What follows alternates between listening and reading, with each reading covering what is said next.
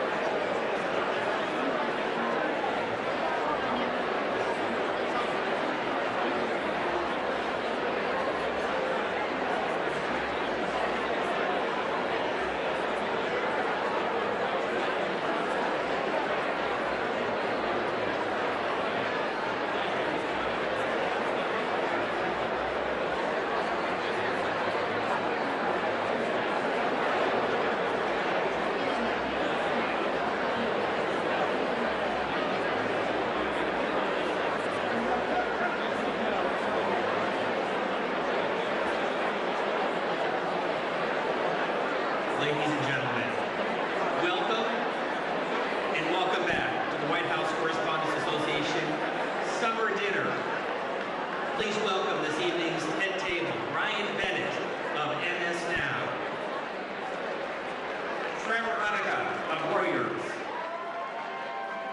Sarah Cook of CBS News, Mark Lima, CBS News, White House Press Secretary Caroline Levitt, our featured entertainer, Oz Perlman, Karen Travers of ABC News, Andy Harnick of Getty Images, Courtney Supermaniam of Bloomberg News, Simon Lakovich of Williams & Connolly, our attorney for WHCA, the incoming president of the White House Correspondents Association from Fox News, Jackie Heinrich, and the outgoing president, Weijia Zhang of CBS News.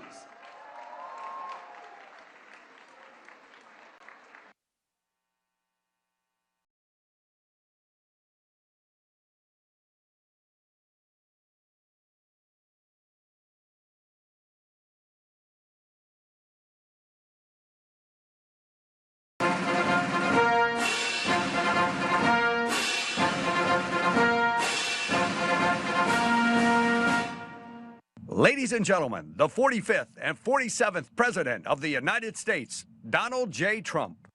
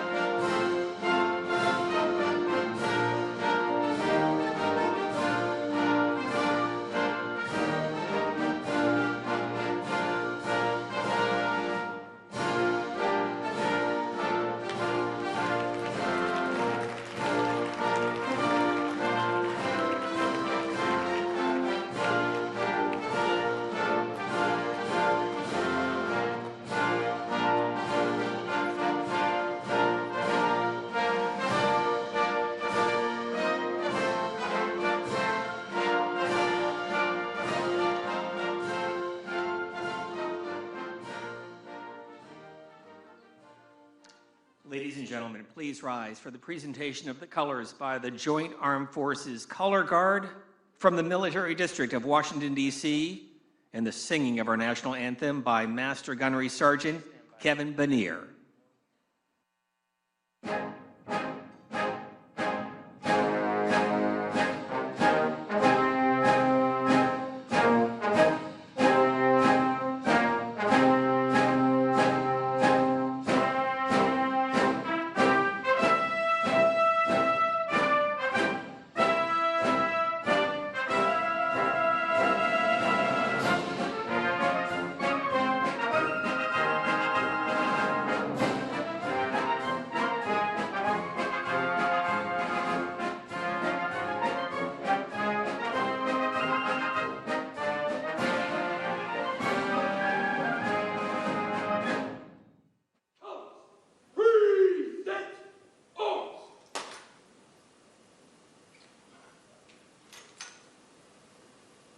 Oh, say, can you see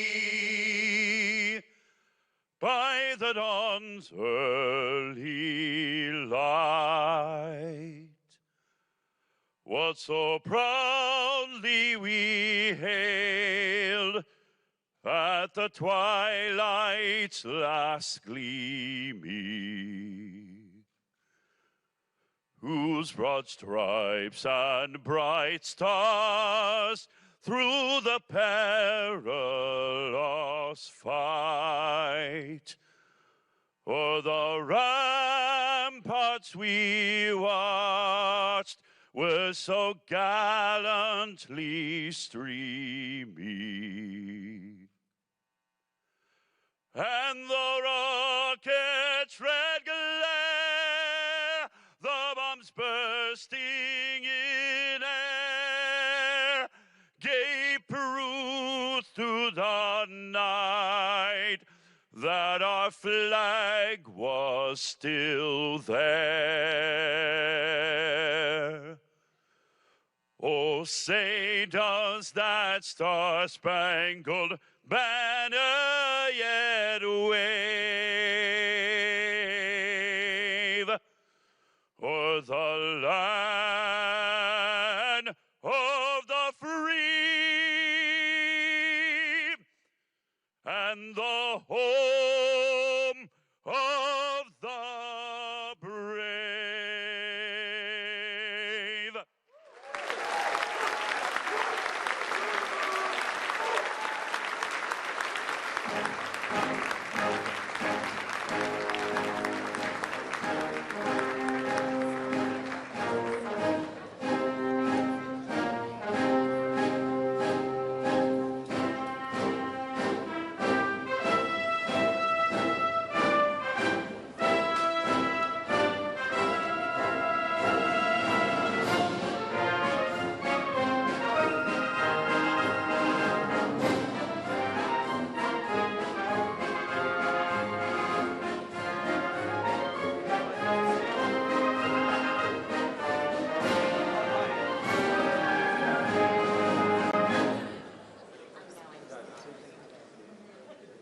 Please welcome CBS News White House correspondent, President of the White House Correspondents Association, Weijia Zhang.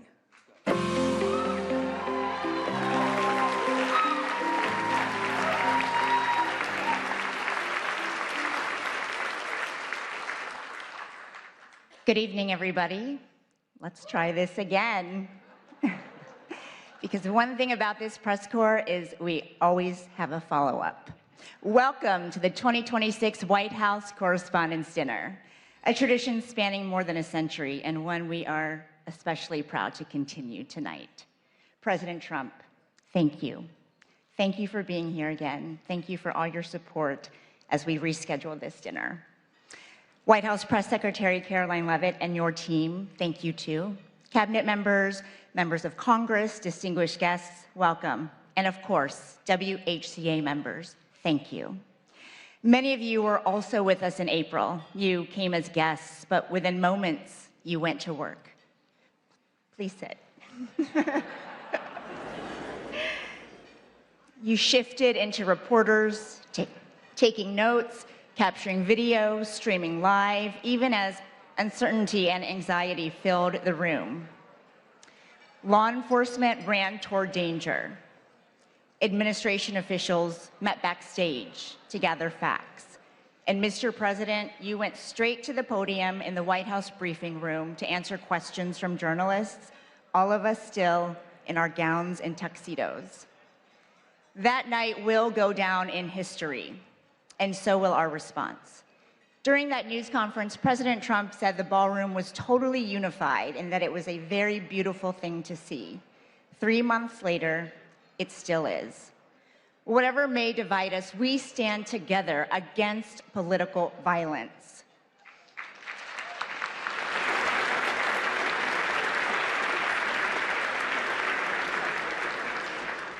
An assassination attempt on our president is an attack on democracy itself.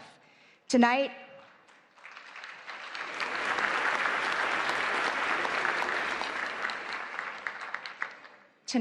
our message is this: we are back. We will not be intimidated. We refuse to let an act of violence have the final word.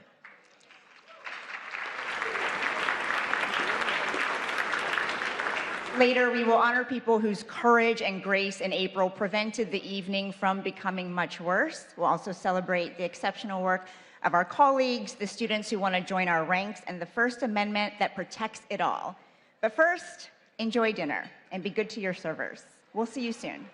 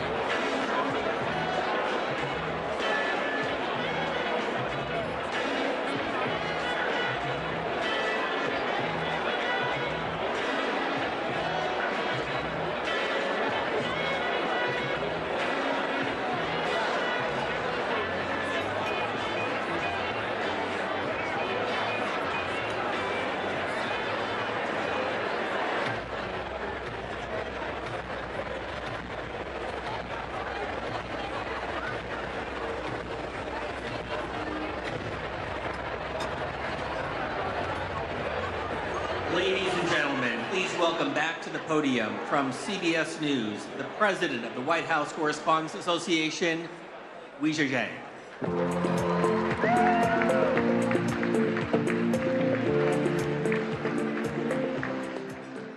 Welcome back to the 2026 White House Correspondents' Dinner. I hope everyone enjoyed their meal. Since Calvin Coolidge became the first president to attend this event in 1924, nearly every sitting president has joined us at some point in their term. The tradition is rooted in a simple principle, that a president and the press corps that covers him can share a meal and even a joke. This dinner has never lacked for opinions. I know everyone has a lot of feelings about it, even under normal circumstances, and people ask, should it still exist? But every year, we pack the room. In fact, we just did it twice.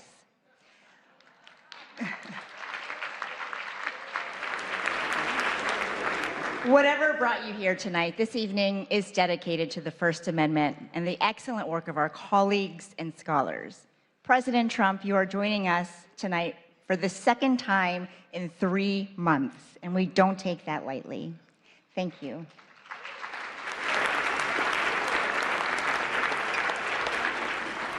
Thank you again to Press Secretary Caroline Leavitt and the White House press team. Thanks to the relentless WHCA board members, our executive director, Steve Thoma, and our general counsel, Simon Lakovich, for your hard work and friendship. I have to say thank you again to my CBS News family for enduring a second round of dinner planning. And of course, my family, I love you so much. Our entertainer, mentalist, Oz Perlman, is also back with us. Thank you, Oz. For the record, he did guess Caroline's baby's name right last time, and we can't wait to see what you reveal. But you can skip the part where you guess the president's phone number because half the reporters in this room already have it. Finally, on behalf of the White House Correspondents Association, I also want to thank supporters from around the world, across the political spectrum, who sent well wishes after a shooting interrupted our event in April. Many of you are joining us on live stream, and C-SPAN is the crew as it was that night. Photographers and technicians were under the stairs where the shooter was, but they never stopped rolling their cameras and transmitting live footage despite the circumstances. Thank you.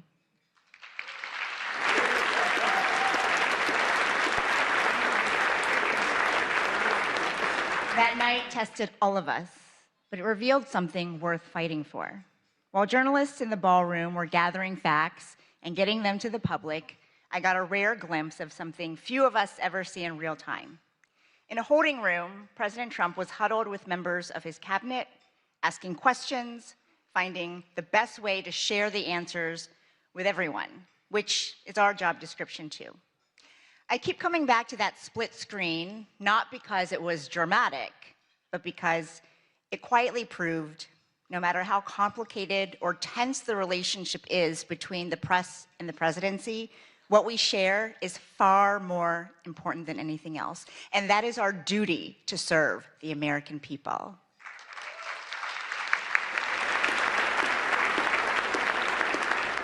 As our country continues to celebrate 250 years of its extraordinary story, this gathering is further proof that the American press endures with it.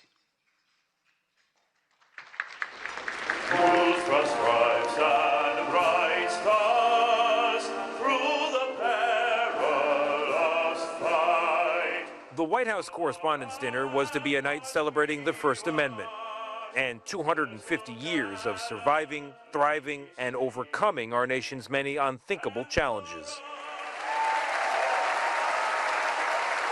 Welcome to the 2026 White House Correspondents' Dinner.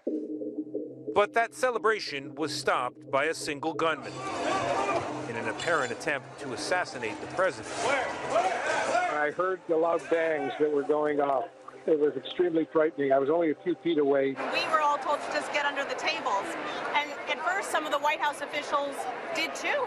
A whole rush of people started to come up towards the front door. On a night when we are thinking about the freedoms in the First Amendment, we must also think about how fragile they are.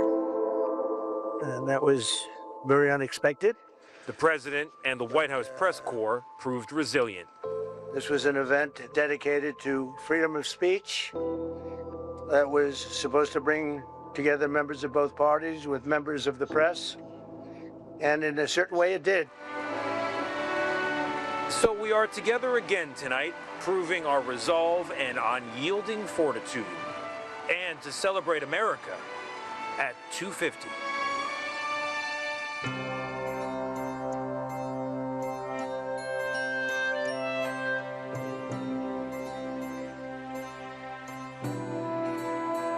Hello from 1789. I'm James Madison. Yes, that James Madison. I wrote the First Amendment. At the time, we worried a king might control the press. Turns out you're now worried about tweets, algorithms, and people yelling on television. Let me clarify the rule. The government doesn't get to shut the press up, not when it's wrong, not when it's annoying, and not when it's asking uncomfortable questions. The First Amendment and the freedom of the press, it is the foundation of our democracy. The freedom that we have to speak our mind, to share our views, share what we know. It's just so remarkable that we're able to question our world leaders, question the most powerful man in the world because of the First Amendment. As we mark the 250th anniversary of our birth, I'm hopeful that people throughout the country will come together to discuss the importance of this history and to appreciate even more what our ancestors did to secure our liberty and freedoms, including freedom of the press. Good afternoon, everybody. Well, I see we're trying a new experiment this morning. I hope it doesn't prove to be a disturbing influence. Our goal is to try to rock the boat, and we're supported by the First Amendment. I hope Ike would be proud of us. Is the president taking control of Iran's oil? We have a very vigorous group of people representing all different points of view, including a lot of the foreign press. Daqui a pouco, o presidente Donald Trump. I just told him I've got to come over and see the fake news. Let's go. The presidents throughout history have complained about how they're treated in the press. We don't stop the publication of any papers. We don't fine anyone for something they say. And that's okay. That's part of the process. Why are you so confident he'll change his behavior, Mr. President? Yeah, I'm not confident changing behavior. What do you do all the time? So when did I say I was confident? I don't want to be back at the White House today. It's a young person's game. And I have great admiration for the reporters who are there because they have a tougher job than I ever had. That's enough. Put down the mic. I must say, today, folks, the reporters at the White House, my hat's off to you. Go ahead, Peter, go ahead. In Jim's defense, I've traveled. Whenever we face pushback from a politician or even from a president, it's not about us as a journalist. It's about the person we're covering. Well, I'm not a big fan of yours either, so I understand. To be honest. So let me ask you a question if I can. Our job is to just keep asking tough questions. Our founders were often distraught about the press, the highly partisan media of their time. Yet Jefferson famously championed a free press, noting that he preferred newspapers without a government to a government without newspapers. That's right. I favored a free press while my predecessor here, John Adams, signed a sedition act that could imprison journalists for saying anything malicious against the government. I ended that unconstitutional law when I took office, and thankfully, it's never returned. Can't blame a guy for trying. So which is it? Are you winding this down? Or are you escalating? I can't tell you. Whenever there's a crisis, that's the time that people tune in. Thank you, Mr. President. Dan Rather with CBS News. The effects of Watergate were beginning to corner President Richard Nixon. If the president thought you were going to ask a question he didn't want to ask, he would try to throw you off balance right at the beginning. Are you running for something?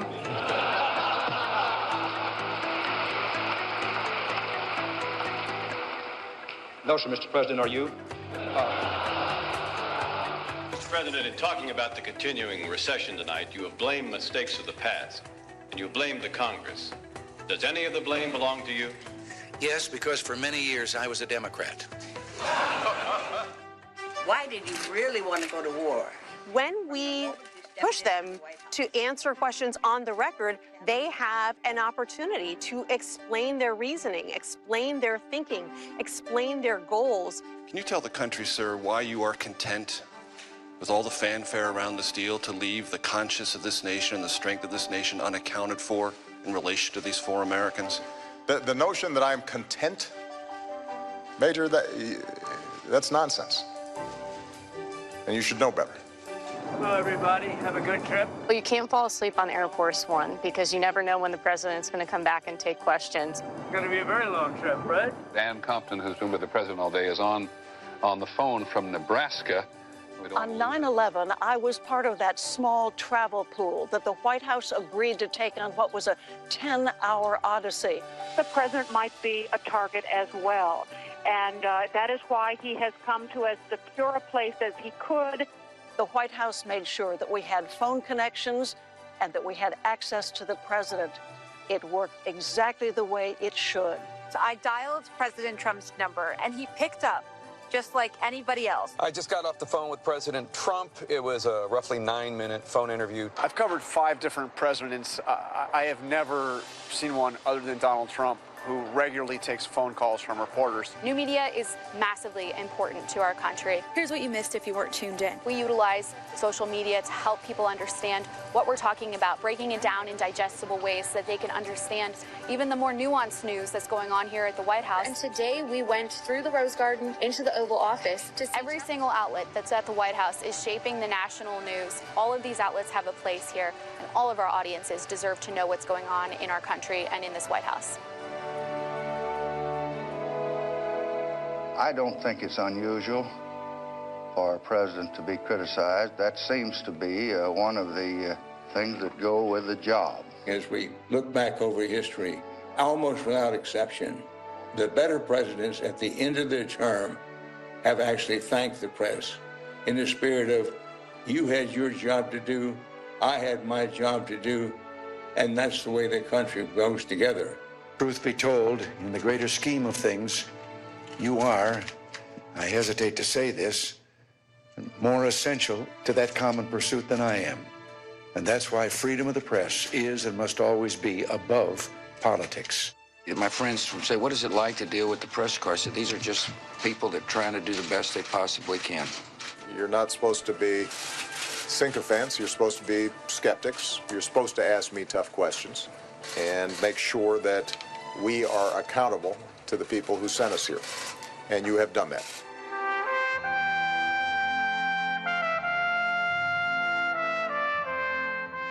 I wonder whether the founding fathers might look with delight at the kind of vibrant conversations that Americans today are having in the national media, in social media. It's a very vibrant conversation that has its roots 250 years ago. The noise you experience today, though at times overwhelming, is not necessarily a sign of decay. It may in part be the sound of liberty, exercising itself somewhat chaotically, to be sure. The true danger lies not in a press that is too free, but in one that forgets why it was made free at all. Enjoy the rest of the evening, and thanks for helping us reach 250 years of American democracy. Cheers. Cheers.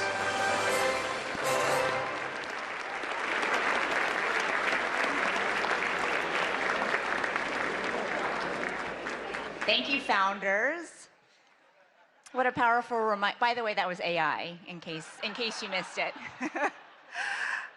What a powerful reminder that generation after generation, White House correspondents have the privilege of writing the first draft of history. Serving as president of our association has been one of the great honors of my life. And as my final act, I was determined to carry out one more event to highlight the strength of our press corps. I am honored to preside over this dinner, but I do have a fact check because technically my last day in office was last week. Our next chapter is in amazing hands with one of the fiercest women I have ever known. She is my wonderful friend, my partner, and 2026-2027 WHCA President Jackie Heinrich, who I've asked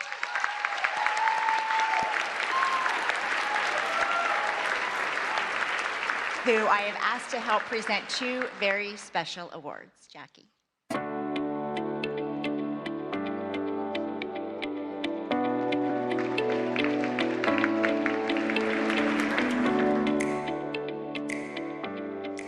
Thank you, Ouija, and good evening, everyone.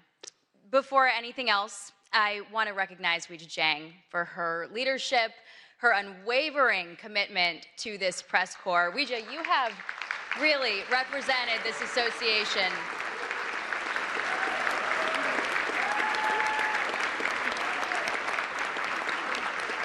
with such professionalism.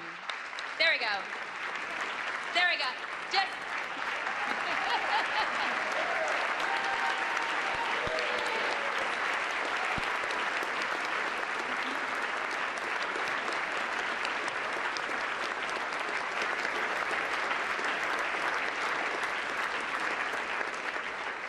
And she has represented this association with such professionalism, integrity, grit, and I am so deeply grateful, not just for your example, but also more so for your friendship. And to our members, I am humbled that you put your trust in me to lead the White House Correspondents Association for the next year. And I look forward to working alongside all of you as we continue our shared mission, pursuing the facts without fear or favor, and exercising the freedoms protected by the First Amendment in service of the American people. The attempt on President Trump's life last April was a sobering reminder that democracy is not immune to violence, and the freedoms that we cherish can never be taken for granted. Political violence must have no home in America.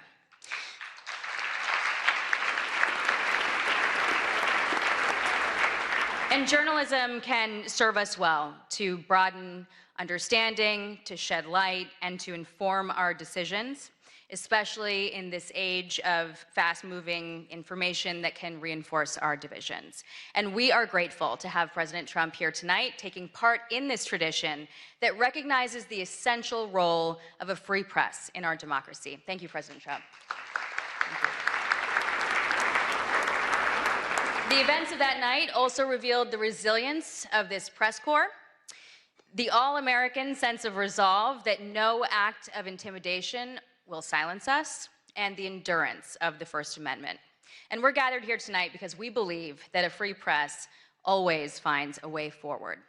And it is in that spirit that the WHCA Service Award was established to recognize exceptional service to this association, and it is fitting that one of the two awards that we are giving tonight goes to the staff of the Washington Hilton. They are hospitality professionals who always put service first.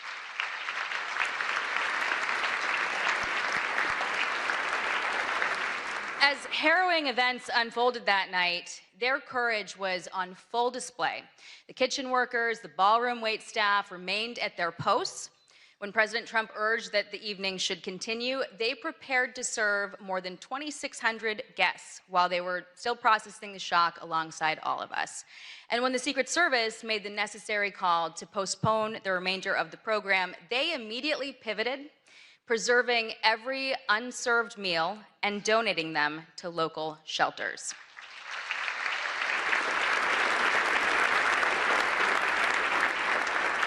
And many of these dedicated professionals have worked dozens of White House Correspondents' dinners since this event first moved to the Washington Hilton in 1968. And 58 years later, we are deeply grateful for their partnership. We are proud of the history that we've built together, and we are excited to return to the Washington Hilton next year, stronger than ever.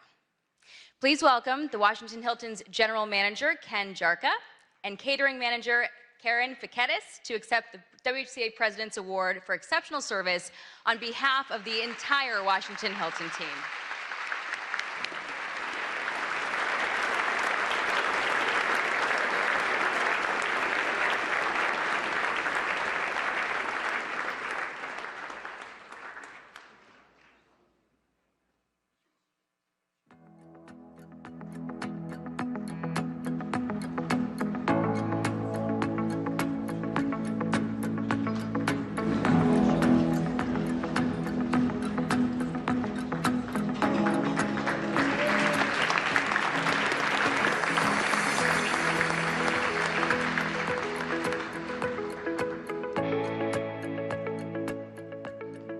Congratulations, and thank you, Jackie. I also want to thank the staff and security team right here at the Waldorf Astoria for putting so much time and care into helping us plan this event in a very short notice. That evening in April did not unfold as planned, but it ended exactly like it was supposed to. 2,600 guests, plus hundreds of others who were working that night, got to go home unharmed. And that was made possible by the brave men and women of law enforcement and the United States Secret Service.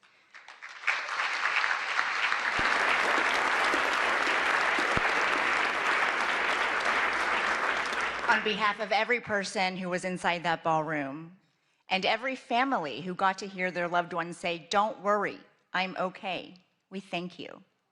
One officer placed himself directly in harm's way and engaged the armed suspect. Even after gunfire struck his protective vest, he stayed in the fight, and the attacker was stopped. I know many of us have wondered, what if he hadn't acted in that exact way? What if he had waited a few more seconds? His courage that night reflects the core values of the Secret Service: duty, justice, courage, honesty, and loyalty, and as a commitment to safeguarding his country and community. They also shaped his career, first as an infantryman and section leader in the United States Marine Corps, and since 2022 as an officer of the Secret Service, protecting the White House complex and our nation's leaders. Ladies and gentlemen, it is my honor to present the WHCA President's Award for Exceptional Service to Officer Victor Gonzalez of the United States Secret Service.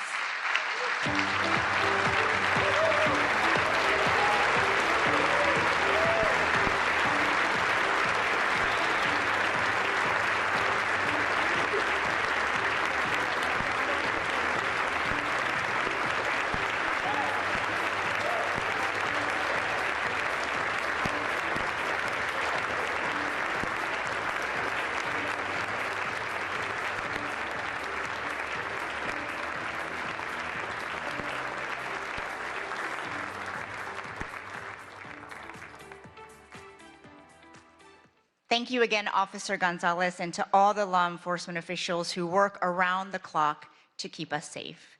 Democracy is defended in many ways, sometimes with a badge, sometimes with a notebook and a deadline. The White House Correspondents Association started as a group of 50 reporters, and I am proud that our membership hit a record number in 2025, more than 1,000 people, including many from new media outlets.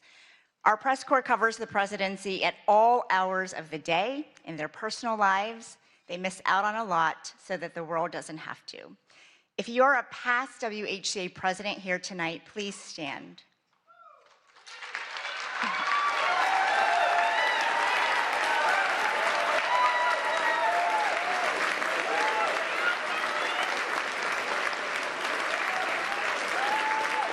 Former board members, please stand. Our chief White House correspondents, please stand.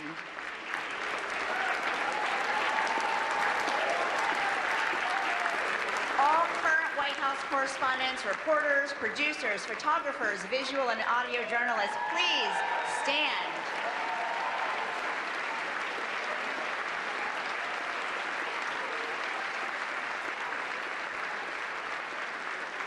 And tonight, I also want to salute our colleagues in the Pentagon Press Corps. Your work is invaluable, especially as our nation is at war. Please stand.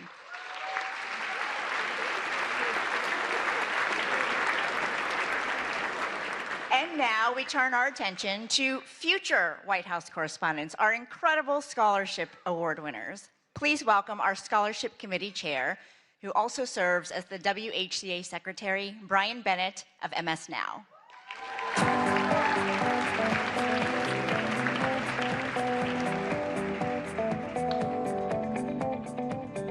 Hello, everybody. It means so much to be back together tonight. This is the part of the dinner each year that I look forward to the most. We have an incredible group of young journalists with us who are the recipients of this year's White House Correspondents Association scholarships. Since 1991, the WHCA has awarded scholarships to hundreds of journalism students. This year, we are helping fund the education of 30. Let me pull out my remarks here.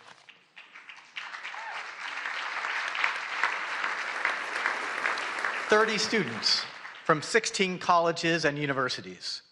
They are from schools all over the country: Arizona, California, Illinois, Iowa, Maryland, Missouri, New Jersey, New York, Ohio, Puerto Rico, Tennessee, Virginia, Washington, D.C. We have important partners who extend the reach of our giving, and you all are a part of that. The WHCA and our partners went to great lengths to make sure as many of our scholars as possible could be here tonight with us. And I'm happy to say that 26 out of the 30 of them were able to return for the second dinner.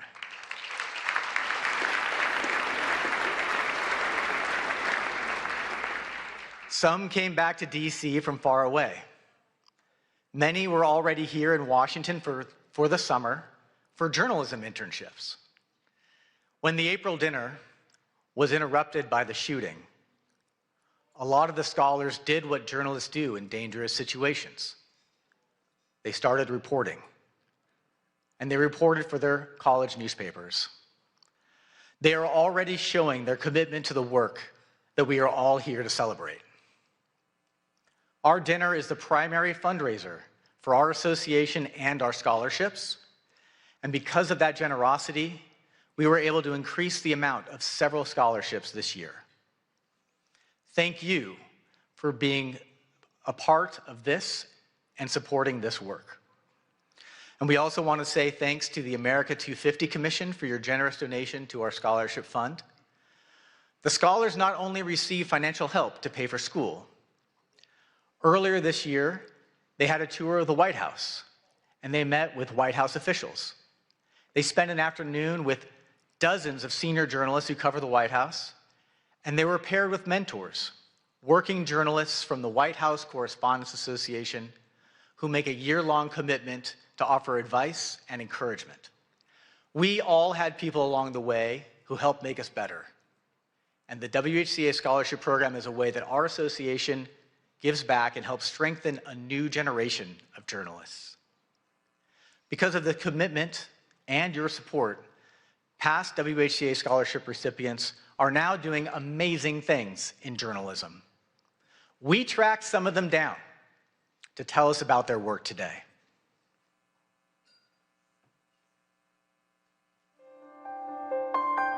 Being a White House Correspondents Association scholar opened up a new world for me. Being a scholar meant that I could have the financial freedom to do what I wanted. Being a WHCA scholar gave me access to so many mentors and a world of opportunities here in Washington, D.C. It gave me the chance to connect with other journalists, other members of the association. Journalism is important, and especially here at the White House, where every day, every hour, every minute even matters.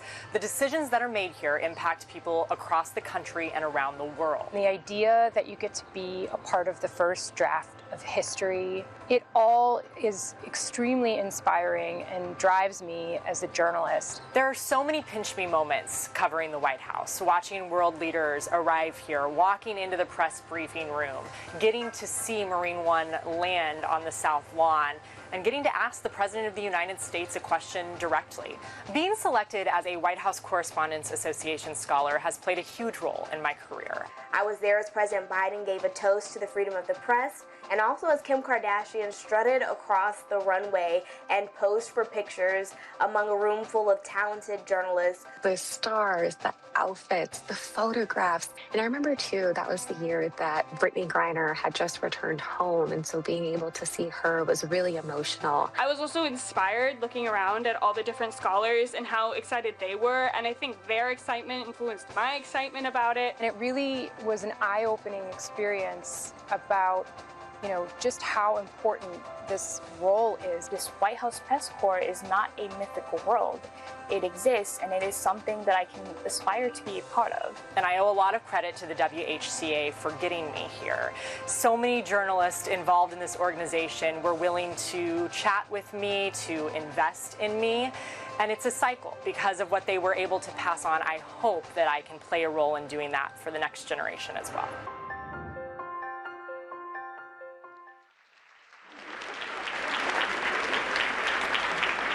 I can tell you, this year's scholarship recipients are also really impressive. And they're all sitting right over there. Let's meet them.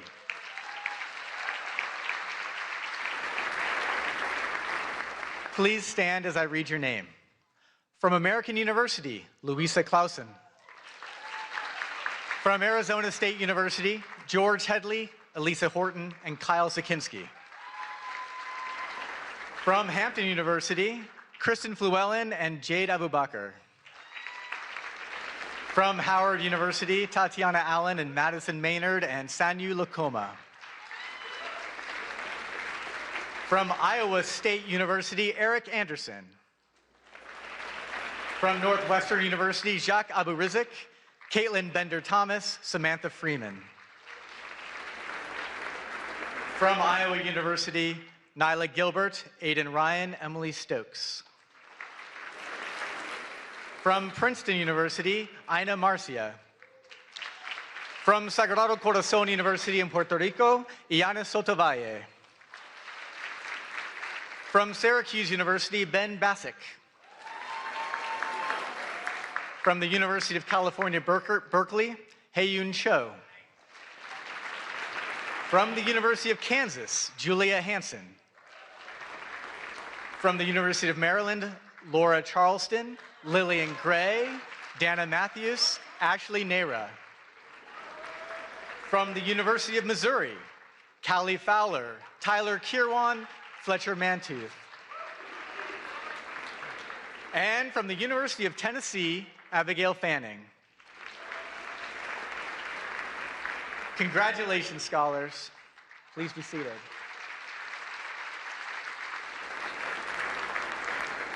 There's one more scholarship that requires special attention. This year, we've added a new scholarship at New York University that has been named in honor of the legendary CBS News White House correspondent, Mark Knoller.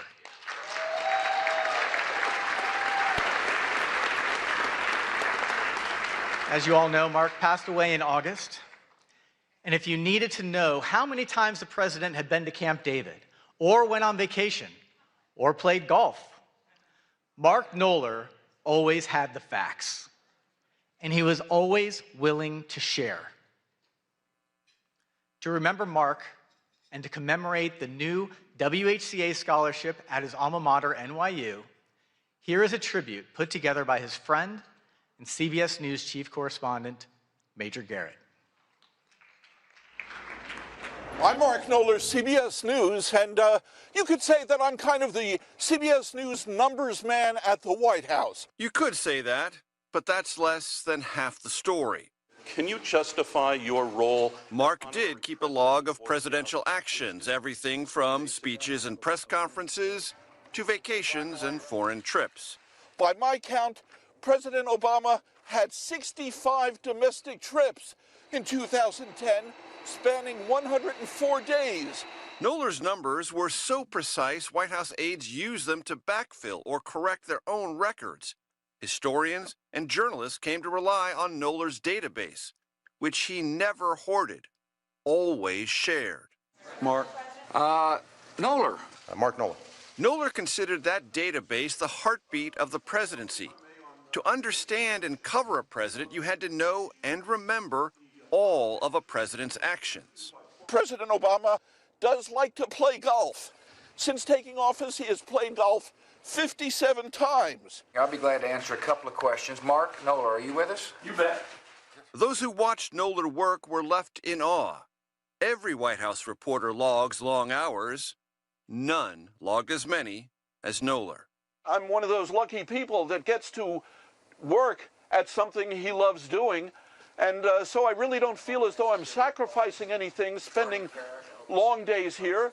Prolific and accurate reporting mark Knoller's hallmarks, which serve the presidency and the nation well.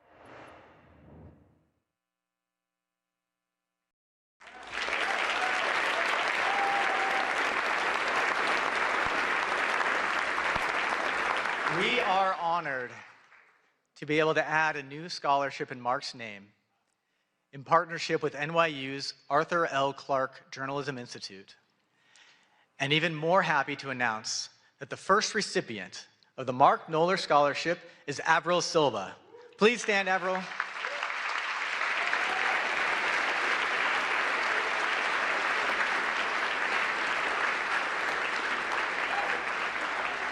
Ladies and gentlemen, this year's WHCA Scholarship students. When you see them tonight, offer them advice and offer them jobs. Many of them are already doing amazing journalism. They're all superstars. Thank you very much.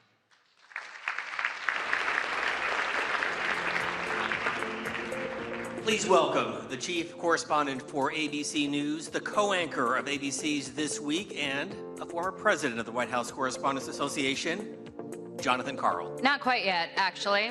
Sorry about that. John, you're gonna have to wait a second.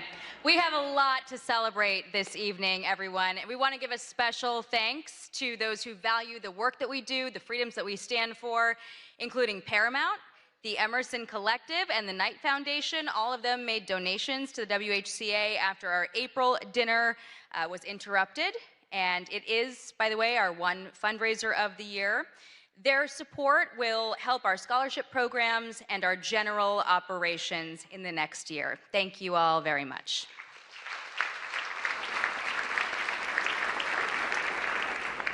All right, now it is my pleasure to introduce two former White House correspondents who have served this association with distinction. They exemplify excellence in our field. They will help us recognize tonight's award winners. Jonathan Karl is the chief Washington correspondent for ABC News. He is the co-anchor of This Week, and he is a former president of the WHCA. He's got over 3 decades of experience in Washington. He's covered 4 presidents, 14 press secretaries, and just about every major beat in the city. And through it, he has earned many of journalism's highest honors, including some of the very awards that we are presenting tonight. But first, to recognize our journalism awards, we have one of the country's defining voices with us tonight, Wolf Blitzer.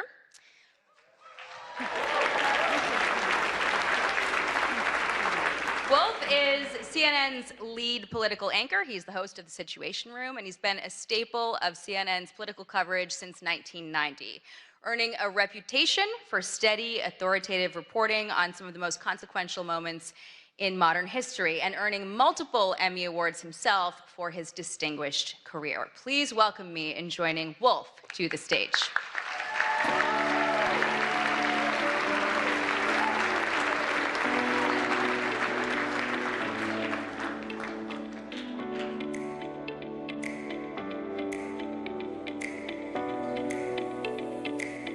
I'm standing up. Thank you very much for that really nice introduction. I'm so grateful, I'm so honored to be with all of you this evening. Each year, a panel of independent judges review dozens of entries for the 5 major WHCA Journalism Awards. And it's my honor tonight to announce this year's winners. And I'd like to point out that this is really a special night for me. I don't know if many of you were at the first White House Correspondents Association dinner in April, but it was, for me, it was very memorable indeed. And I can report this time, after the first course, I did not go to the men's room.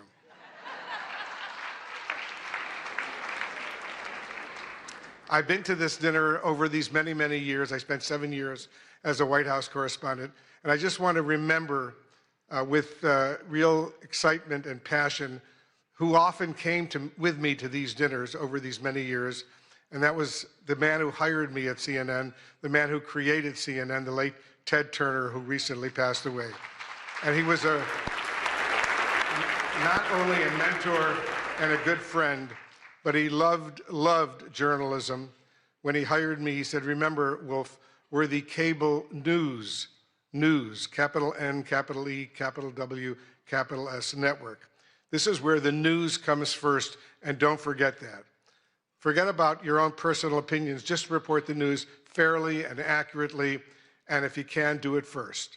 And that's what I've been trying to do over all of these years. So let's remember Ted Turner, what he did for not just for CNN, but for CNN and all of the news organizations over these many, many years. The Aldo Beckman Award for Overall Excellence in White House Coverage, named for the late Chicago Tribune correspondent and former association president Aldo Beckman, goes to, and let's give him a big round of applause, Josh Dawsey of the Wall Street Journal.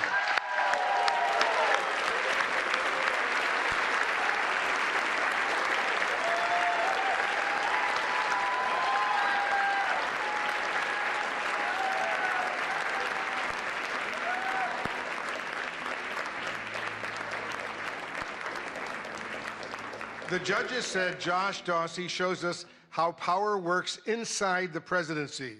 And over the past year, his reporting has revealed how decisions are made, who influences them, and how power is exercised at the highest levels. Josh Dawsey went far beyond the deluge of breaking news to offer invaluable insights that can only result from deeply sourced enterprise reporting. In the tradition of Aldo Beckman, he exemplifies integrity, persistence, and a steadfast commitment to holding power to account. Ladies and gentlemen, the WHCA is pleased to give the Aldo Beckman Award to Josh Dawsey.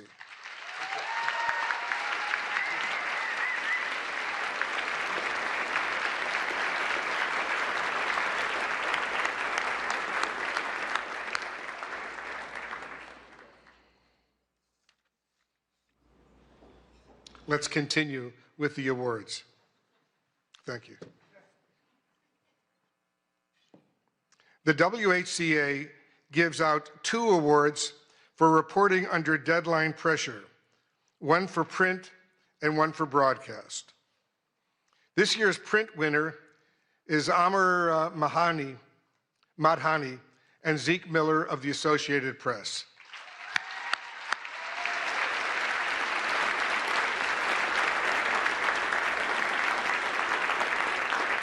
When sources leaked that Trump administration officials were attempting to purge the National Security Council of staff deemed not sufficiently aligned with the president's agenda, Madhani and Miller quickly moved to verify the claim. They uncovered an unprecedented vetting process. NSC staffers were asked about their past political contributions, voting records, and social media posts as a gauge of loyalty to the president. Ultimately, more than 150 NSC aides were removed, resulting in the loss of considerable foreign policy expertise. The story that Madhani and Miller produced is as consequential as it is revelatory. Please welcome Zeke Miller accepting the award on behalf of the team.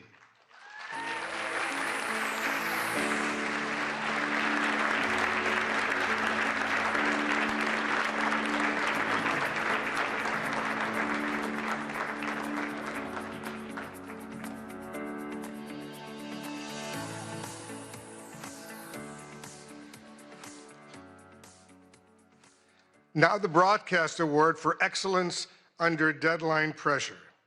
And this year's winner is my colleague and very good friend, Caitlin Collins of CNN.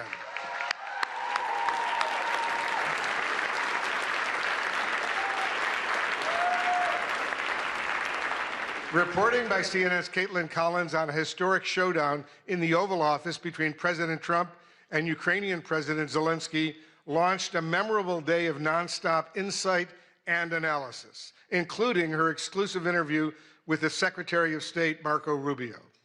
Judges were awed by the depth of knowledge, access, and context that Caitlin brought to coverage of a meeting that unraveled before the world's eyes. The WHCA is pleased to honor the deadline reporting of CNN's Caitlin Collins.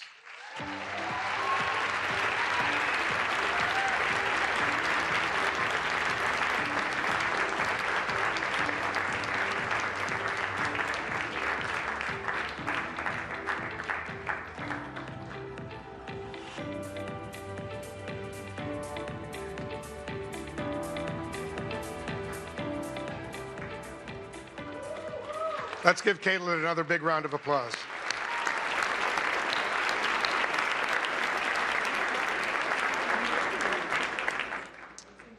And now the award for excellence in presidential news coverage by visual journalists. This award recognizes a video or photojournalist for covering the presidency at the White House or in the field. And this year's award goes to Andrew Harnick of Getty Images.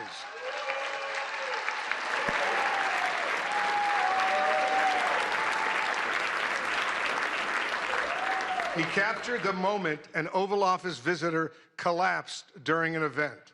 And from the judges, they say this: through sharp timing, layered composition, and visual irony, this photograph expertly documents a true split-screen moment in real time. The president's orientation and posture inadvertently echo the statue to his right, while the other half of the frame is defined by movement. A truly striking image of contrast, skillfully captured in a chaotic moment.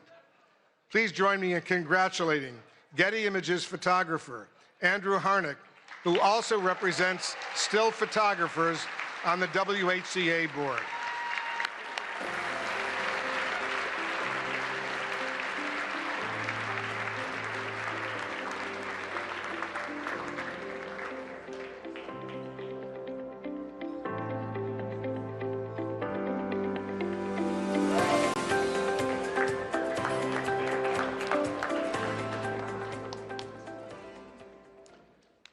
There are more.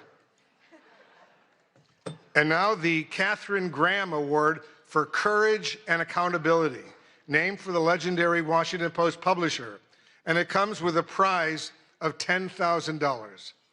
This year's award goes to the Wall Street Journal.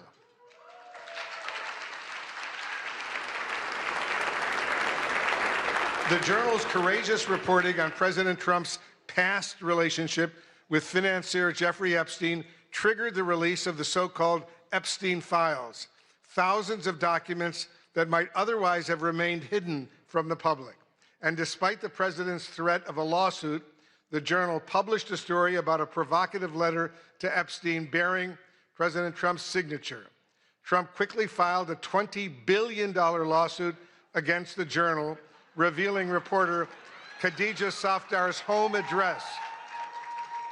Her family had to be relocated. The Journal was kicked off of Air Force One, but the reporters continue to file revelatory stories.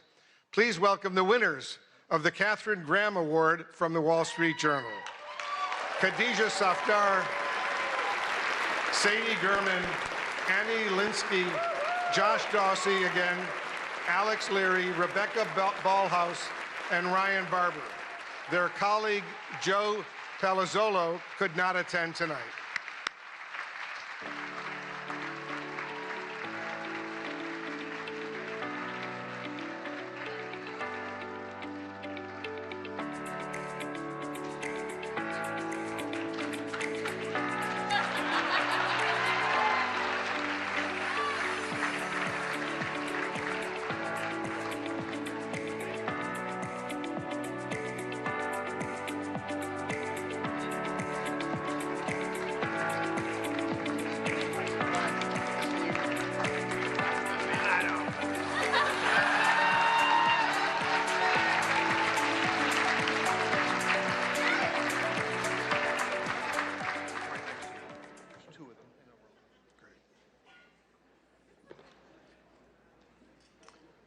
The Collier Prize for State Government Accountability is presented by the University of Florida College of Journalism and Communications. And this is the award's 7th year at dinner, and it comes with a check for $25,000. It's a lot of money. This year's award goes to CARE 11 in Minneapolis for its investigation, Housing Hustle. The investigation exposed a massive organized fraud scheme within Minnesota's Housing Stabilization Services Program, a Medicaid-funded safety net meant to help people with disabilities and those facing homelessness find and keep housing. Reporter A.J. Legault uncovered ethical and oversight breaches at the highest levels. The investigation drove sweeping state reforms and waves of federal probes and charges, said one Collier juror.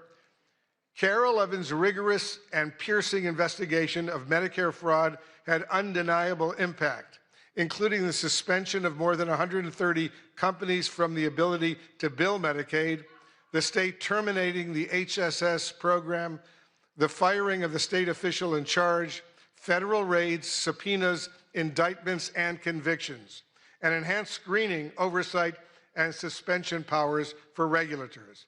Here to accept the award from KARE 11, our reporter A.J. Legault and producer Gary Knox.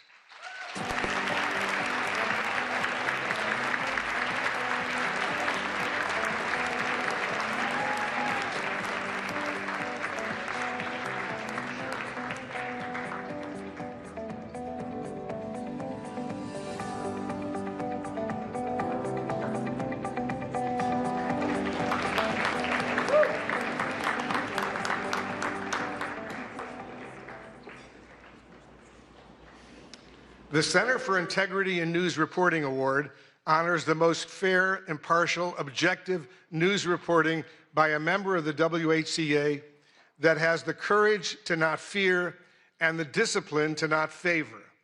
It's sponsored and administered by the Arkansas-based Center for Integrity in News Reporting and comes with a prize of $25,000. The award goes to Tyler Pager of the New York Times. The judges said that in his coverage of the first year of President Trump's second term, Pager demonstrates a disciplined, even-handed approach across a wide range of subjects, including supporters and donors, foreign policy, the Justice Department, and energy. The stories take readers inside consequential presidential decisions while presenting the facts. The work is deeply sourced and carefully verified, reflecting a clear dedication to getting it right without bias.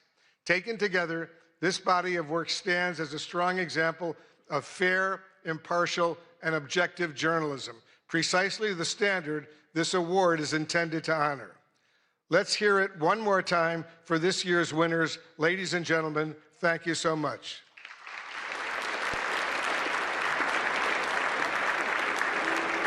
But before we do that, Tyler,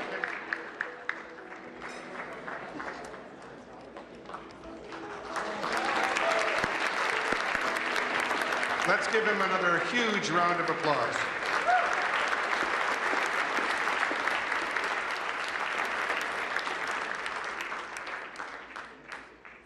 And it's now my pleasure to introduce my good friend, longtime colleague, Jonathan Karl.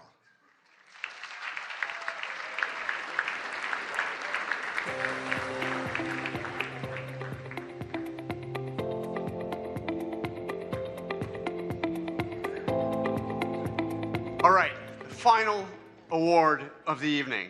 It is a high honor to present the award created to recognize the fierce and fair women who cover the White House every day.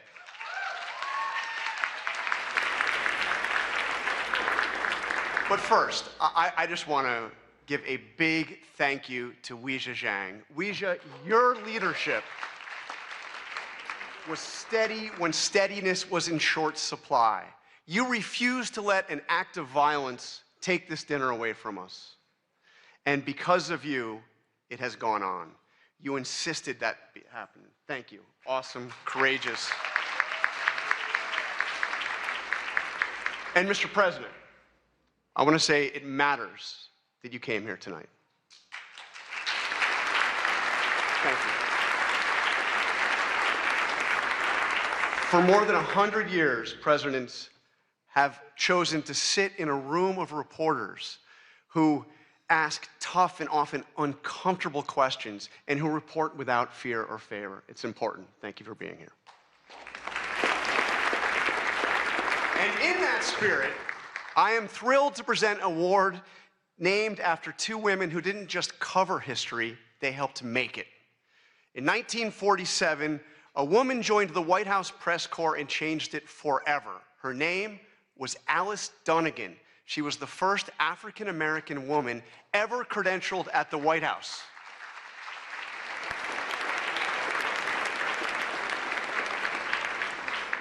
And just a few years later, she was joined by Ethel Payne, and together they looked the most powerful man in the world in the eye and demanded answers about civil rights for Black Americans. President Eisenhower didn't always welcome those questions, but Alice and Ethel kept going and kept showing up, and they kept asking. The WHCA Dunnigan Payne Award for Lifetime Achievement exists to honor their legacy and to recognize journalists who followed in their footsteps by breaking barriers for future generations. So tonight, it is a privilege to present the award to two women who did exactly that. In a field long dominated by men, Melissa Young and Susan Walsh each built extraordinary careers as photojournalists, not by waiting for doors to be open, but by bursting through them again and again for decades. Melissa Young, this one I know very well, she worked at ABC News for 44 years.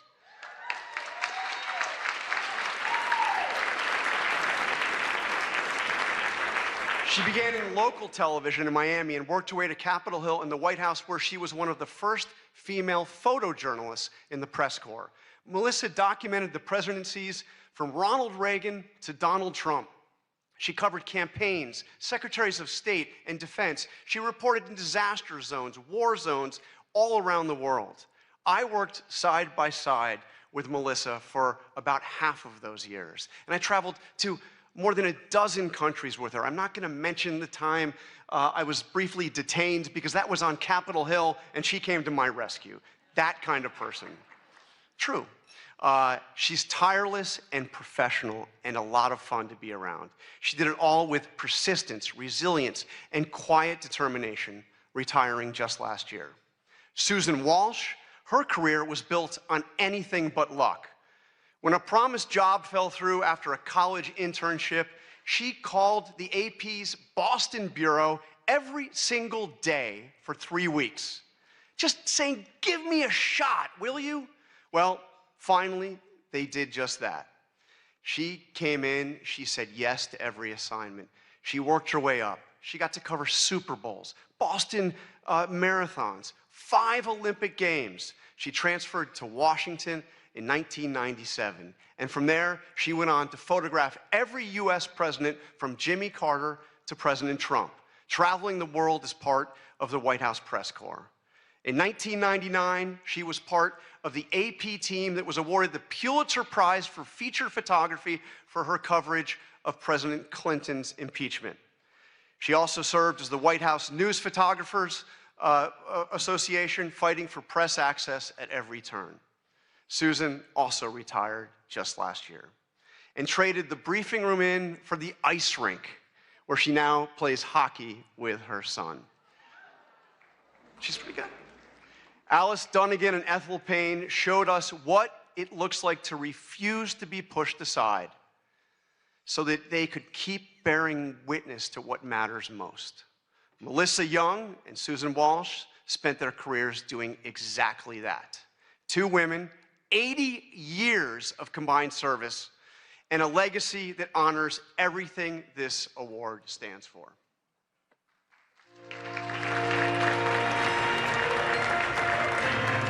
My job gave me purpose. I had a lot of fun. I saw myself as part of the world, that I was doing something that the world needed. I was always really excited to be in the room, see it, be a part of it. It kind of gave me the access and the confidence to go up to people and look into other people's worlds. The camera definitely made me fearless, especially when I was doing news and traveling internationally. You had to be aggressive, and that's when I had to be someone who I wasn't really sure I recognized all the time. 8 inaugurations, 5 Olympics, 6 Super Bowls, World Series, lots of sporting events, APEC summits, NATO summits. You traveled in a way you would never do as a regular person. I remember being in the palace with Fidel Castro and Jesse Jackson, and I was just walking around and, you know, just like sort of going, whoa, you know, here I am. One of the craziest, wildest ones that I'll always remember is when I was with President Trump at the DMZ. I swear there were times that I don't think my feet hit the ground as we were being moved, and it was such a chaotic, crazy thing. 9/11 happened, and that just completely changed my life. That's when different kind of travel started for me. When they asked me to go with President Bush to Iraq, there I was, and an Iraqi journalist stood up in front of me, literally in front of me, and threw a shoe.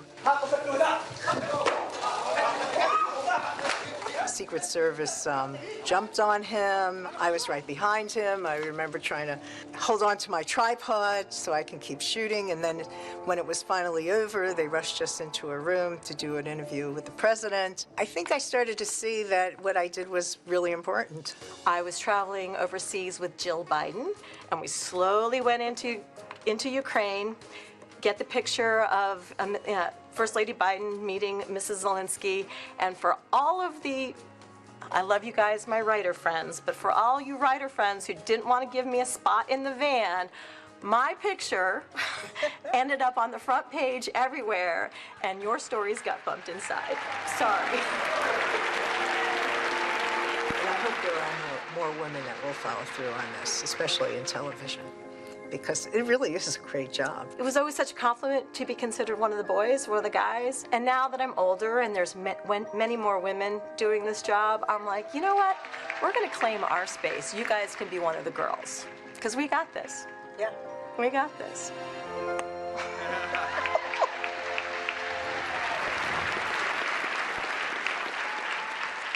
All right, please join me in welcoming Susan and Melissa to the stage.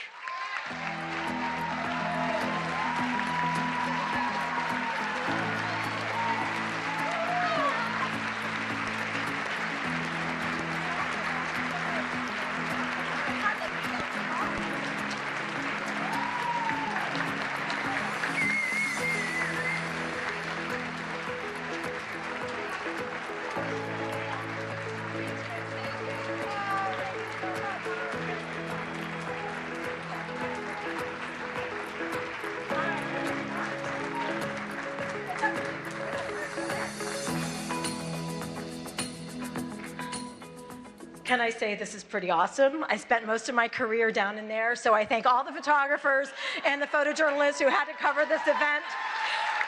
So it's really pretty cool to be up here and just kind of be a guest tonight.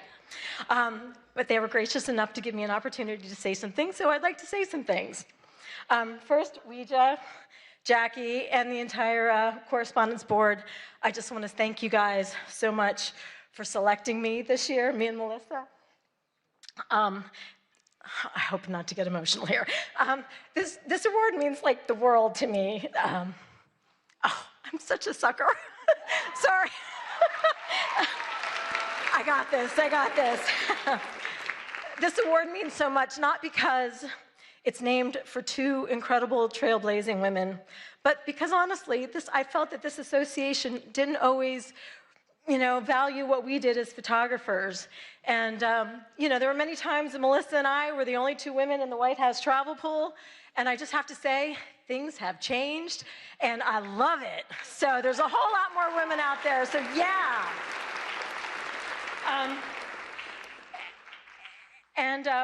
I do have a couple of shout outs.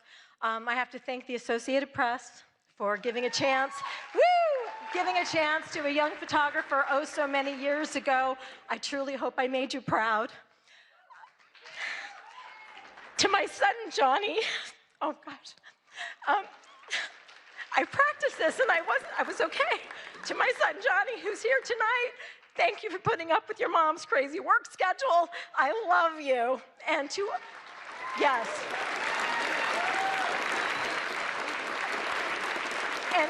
And to all my friends and colleagues that I've traveled the world with, your camaraderie, your support, and most importantly, your laughs have been absolutely the best. And in my retirement, I absolutely miss that the most. So thank you for all of that. And then finally, to all the journalists out there who are working incredibly hard to report the truth, despite access issues, insults, and subpoenas, keep it up. Your work matters, and we need you now more than ever. Thank you so much for all you do.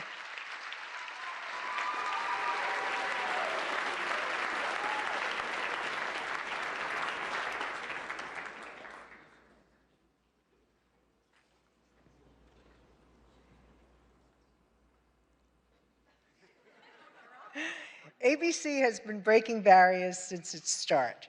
Innovation is in our DNA, and being part of this work has always been my goal. Although this sounds simple, to achieve this, I've always had to fight. I'd fight to go places where they didn't send women. I'd fight to disasters in war zones. I'd fight to be part of the White House travel pool, covering 7 presidents. I'd fight to do an Oval Office address. And on a personal level, I'd fight to have a family while keeping my 24/7 job. Thank you to the White House Correspondents Association for recognizing me, the first female broadcast camera person for this honor. I am so proud to receive this award for a lifetime of breaking barriers. I've been fighting for 44 years to be the best at capturing all the action at the White House since Ronald Reagan. My advice, keep up the good fight and tear down those walls. Thank you.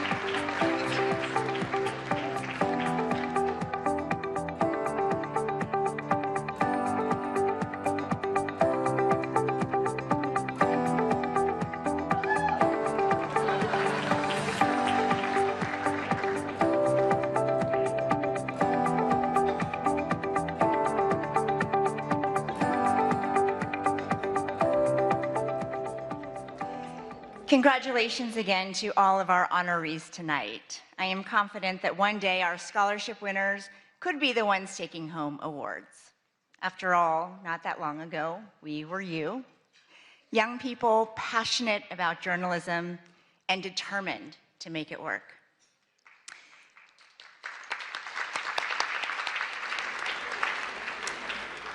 I've been thinking a lot about my own journey to this podium tonight. I grew up in rural West Virginia, in a town at the foothills of the Allegheny Mountains, a town called Buchanan, population 5,500. Those images of the devastating floods that you've been seeing are from my hometown. My heart, thoughts, and prayers are with everybody there. After my dad finished grad school at WVU, where he properly learned how to say, "Let's go Mountaineers," my parents decided to stay in the state to open a restaurant. It was such a treat when hunters came in and left deer meat as a tip. On Sundays after church, families packed into the dining room, all dressed up. My mom learned every customer's name, their favorite dishes. I worked the cash register, topped off glasses of sweet tea, and did my homework in the corner booth. A day like that seemed ordinary at the time. Looking back, to think that days like that could be considered ordinary is the most powerful reminder of how extraordinary America is. My dad came to the US as a student with just $67, or as Frankie might say, 6-7. My mom holding a small suitcase in one hand and a toddler, me, with the other. Yet they built a new life, a successful business, and a real future. Our Chinese restaurant was the first in my town. Of those 5,500 residents, the Chinese American population of Buchanan was 3, my mom, my dad, and me. Growing up there was not always easy. Most folks had never laid eyes on people who looked like my family. But far more often than not, the community was welcoming and generous. Turns out deer meat is great in a stir fry. In Mandarin, the word for America is 美国. It literally means beautiful country, and I love that. America the Beautiful was never only about her landscapes or landmarks. It has always been about the promise that no matter where you come from, you get a shot at chasing your dreams. My dreams began right there in that family restaurant. A small TV in the back was often turned to the news, my dad's go-to for learning more English. In the middle of dinner service, it was the CBS Evening News anchored by Dan Rather and Connie Chung. I was hooked. In middle school, I won a contest to be a student reporter for a national news show called Channel 1. And when a local news crew came to cover it, they learned just how big my dreams really were. I hope to be the next Connie Chung and better.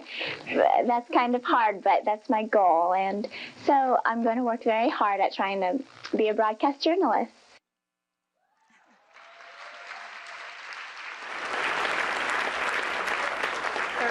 Years later, it's surreal to say that I've sat in Connie Chung's old chair to fill in on the evening news. And Connie and I have talked about how the White House beat and the White House Correspondents Association used to be a little bit of a boys' club. For decades, women could be members, but they were not invited to sit at this dinner until 1962, when a woman who would become Dean of the Press Corps insisted. Thank you, Mrs. Helen Thomas. So tonight, it means everything to stand here as the first woman of color ever elected president of this association in its 112-year history. I'm here because of the tenacious women who came before me, Melissa, Susan, and support from my family who are with us tonight. My husband, Luther, not from West Virginia, but Arkansas, similar enough. My amazing daughter, Frankie. Little brother Jack, who should be sleeping by now. I love you more than anything in the world. I love you the most. My parents came to a country with almost nothing to give their daughter everything. And now I have that because they could be with me in this moment. Mama, Baba, 谢谢.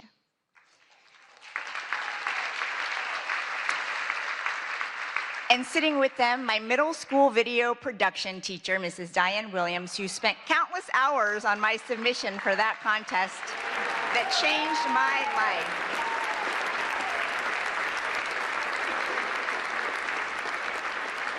Like public school teachers across the United States, Mrs. Williams looked at a 13-year-old kid and said, "You can be whatever you want when you grow up," and she meant it.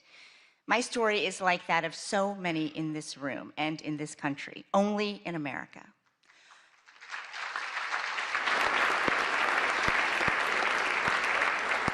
Only in America could a little girl born in China and raised in Appalachian coal country make her way to the Oval Office to ask questions of the President of the United States.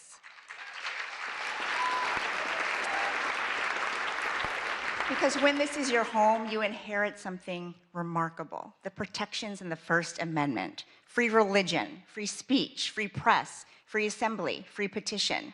This fundamental right belongs to everyone. And that's exactly who the founders were thinking about when they protected a free press. Everyone, all Americans. They were not thinking about reporters. A free press is not a favor to journalists because we're special. We are not special. But America is. No matter who you are, the freedom to criticize without fear of being destroyed, that's not a bug in our democracy. It's supposed to be the feature. In 1786, writing from Paris, Thomas Jefferson told his friend back in Virginia, "Our liberty depends on the freedom of the press, and that cannot be limited without being lost." 5 years later, that thought was enshrined in the Constitution, after Jefferson urged James Madison to include a Bill of Rights. Many founders couldn't stand the press. Some things never change. But they understood if our access is restricted, it's really the people's access to information that is limited. If the media faces government pressure or censorship, it's the people who end up knowing less. That was true then, and it's true now. But having press freedom comes with a tremendous responsibility. We can't demand accountability without practicing it. Criticism of the media can be unfair. It can also be legitimate. We get a lot right, but sometimes we get things wrong. We mistake proximity to power for understanding it. And at times, we get trapped in our own bubbles. There is a difference, though, an existential difference between criticizing the press and trying to undermine it. One is healthy, and it makes all of us better. The other is exactly what the founders hoped to prevent. Around the world, press freedom is not guaranteed. In many countries, reporters who criticize the government are detained without trial, their stories erased. In the worst cases, they never make it home. Tonight, we think about all of them, and we think about the protections that set us apart as a nation. Just 20 days ago, America turned 250 years old. The First Amendment is a big part of how she made it this far, and it falls on all of us to make sure it carries her through to the next 250 and beyond. President Trump, I've covered you for a long time, and so have many reporters in this room. When we ask questions, you push back, you give us answers, and we push back. You have always been a deal guy. Well, that's the deal. And the First Amendment is a done deal. And that's what we toast tonight, the freedoms that brought us back together even after they were threatened. So let's raise a glass to what makes ours a beautiful country.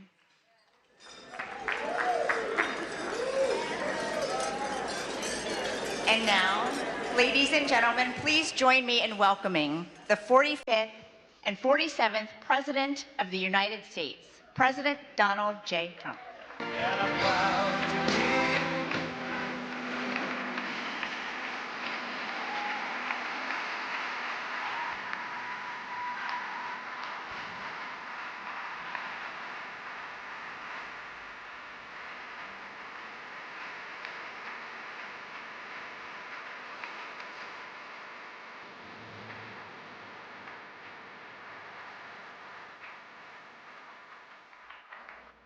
Wow, that was very beautiful, but this has not been an easy evening, all these awards.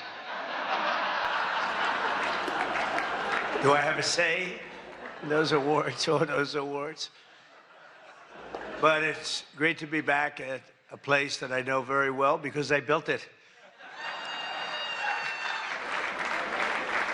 And I'm very proud of it because I built it for $2.9 billion less than the Federal Reserve building, which is a lot smaller, by the way. Figure that one out. But I am delighted to be here at the White House Correspondents' Dinner. Amazing people, a lot of people that I like. Some I don't like it all. But I respect most of them, I must say that. You do a great job, amazing job, and it's an honor. As I said 3 months ago, the show must go on. We were backstage, and we both wanted to just have it go on, whether it was 2 o'clock, 3 o'clock in the morning, it didn't matter. But in the end, it made more sense to do it the way we're doing it. And we had a great news conference at the White House, in a very important room. And you did very well. I think we all did very well. It was a hell of an evening, I can tell you that. Won't soon be forgotten. And I think a lot was learned from that evening. A tremendous amount was learned about security and about other things, the dangers of what we all do. But just like my presidency, the second time is always better. It's always better. And the third time will be better yet. I'm only kidding. From the earliest moments after the attack on our dinner last April, I knew we had to reschedule this event as soon as possible. We had to do it very quickly, and we met very quickly, and we figured something out. But the attempted mass murder at the Washington Hilton, that's what it could have been, was an assault on our democracy itself. A very serious situation. Many of you were there with me, and some showed extreme bravery, like Pete Hegseth, Steve Miller, Tom Holman. Really? They were standing on tables, and most of you were under the tables, okay? But they did. They showed. I saw every one of them that was standing up in those tables. I didn't know if they were brave, if they were smart, if they were stupid as hell. But they were on those tables in some cases, and there were a lot of different feelings going on in the room at that moment. But after hearing the gunshots, many people yelled, "Get down, get down," which caused Nicki Minaj to start twerking. Do you believe it? Get down. She's the only one that really understood what that meant. It's quite an evening. But tonight we come back together to answer that heinous attack with unwavering resolve. And every one of us here this evening to show that in America, we do not yield to political violence. We can't do that. Can't do it. So in this country, we believe in freedom of speech. We settle our differences not with bullets, but with open and vigorous debate. And no deranged loser with a gun will ever change that. We can't let that ever happen. There are a lot of very dangerous people out there. We can't let it happen. I want to begin by expressing our gratitude to the incredible men and women who put their lives on the line every day to protect my family and myself, all presidents, and lots of others. That's the United States Secret Service, so I appreciate it very much. And Sean and the whole group, amazing job. Amazing job. In recent months, they've repeatedly responded to threats with speed and professionalism and extraordinary courage, and there is no better example of that than Officer Victor Gonzalez, who we just met. It was amazing. What he did was amazing. When the would-be assassin charged the checkpoint at speed, he was fast. You know, when you looked at that, you had to look at it about 10 times before you really saw what was going on. He was quick, nasty. The gun made him nasty, actually. But Officer Gonzalez engaged the attacker without hesitation and took a bullet to the chest after his ballistic vest, fortunately, was on, saved his life, and Victor did not even want to go to the hospital for a checkup. We insisted, really, we wanted him to do it. We insisted, but he didn't want to go. So to Officer Gonzalez, Secret Service, Metropolitan Police, law enforcement generally, and even all of the military who surround us in the room tonight, we salute you and we thank you with all of our hearts. Thank you very much. Great job. Great job. Great job.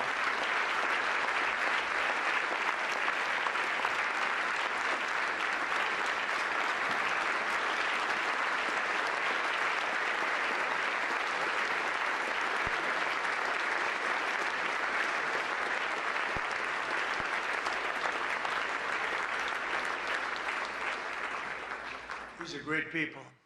So this evening we're picking up right where we left off, so let's have a little bit of fun, you know. I said, what do we do here? Is this supposed to be fun? Am I supposed to be serious? Am I supposed to be a comedian? So I guess you said maybe a little bit of everything. I know one thing, I could never have done the speech that I had ready just a short while. Oh, that was going to be a doozy. I was so psyched. I was going to rip people. And I don't know, just something changed. It's really for the better, but I just wouldn't want to do that. But we'll do a little ripping if you don't mind. But it is true. I said, how do we handle this? It's going to be a different kind of an evening, and it is. And in many ways, it's a more beautiful evening, actually. Everyone's looking really good tonight, and I know it was not easy finding shoes to go along with your bulletproof vests, which many people didn't want to wear because they'd rather die than look 20 pounds heavier. You know that, right? We have that a lot. They put one on me. I said, are you sure I'm not wearing this? No, you look exactly 20. They say, sir, it's about 21 pounds. They said, not good. But I want to thank the outgoing president of the White House Correspondents' Dinner, Association. Now, she won't admit it, and she should not admit it, but we sort of became friendly. You know, in times of stress, on occasion, you become friendly. I have a lot of respect for Ouija, and I tell you, we went through a little bit of a war together. It turned out pretty good. It turned out pretty good because of a lot of good people. They stopped the tragedy, so I want to thank you very much. Fantastic job.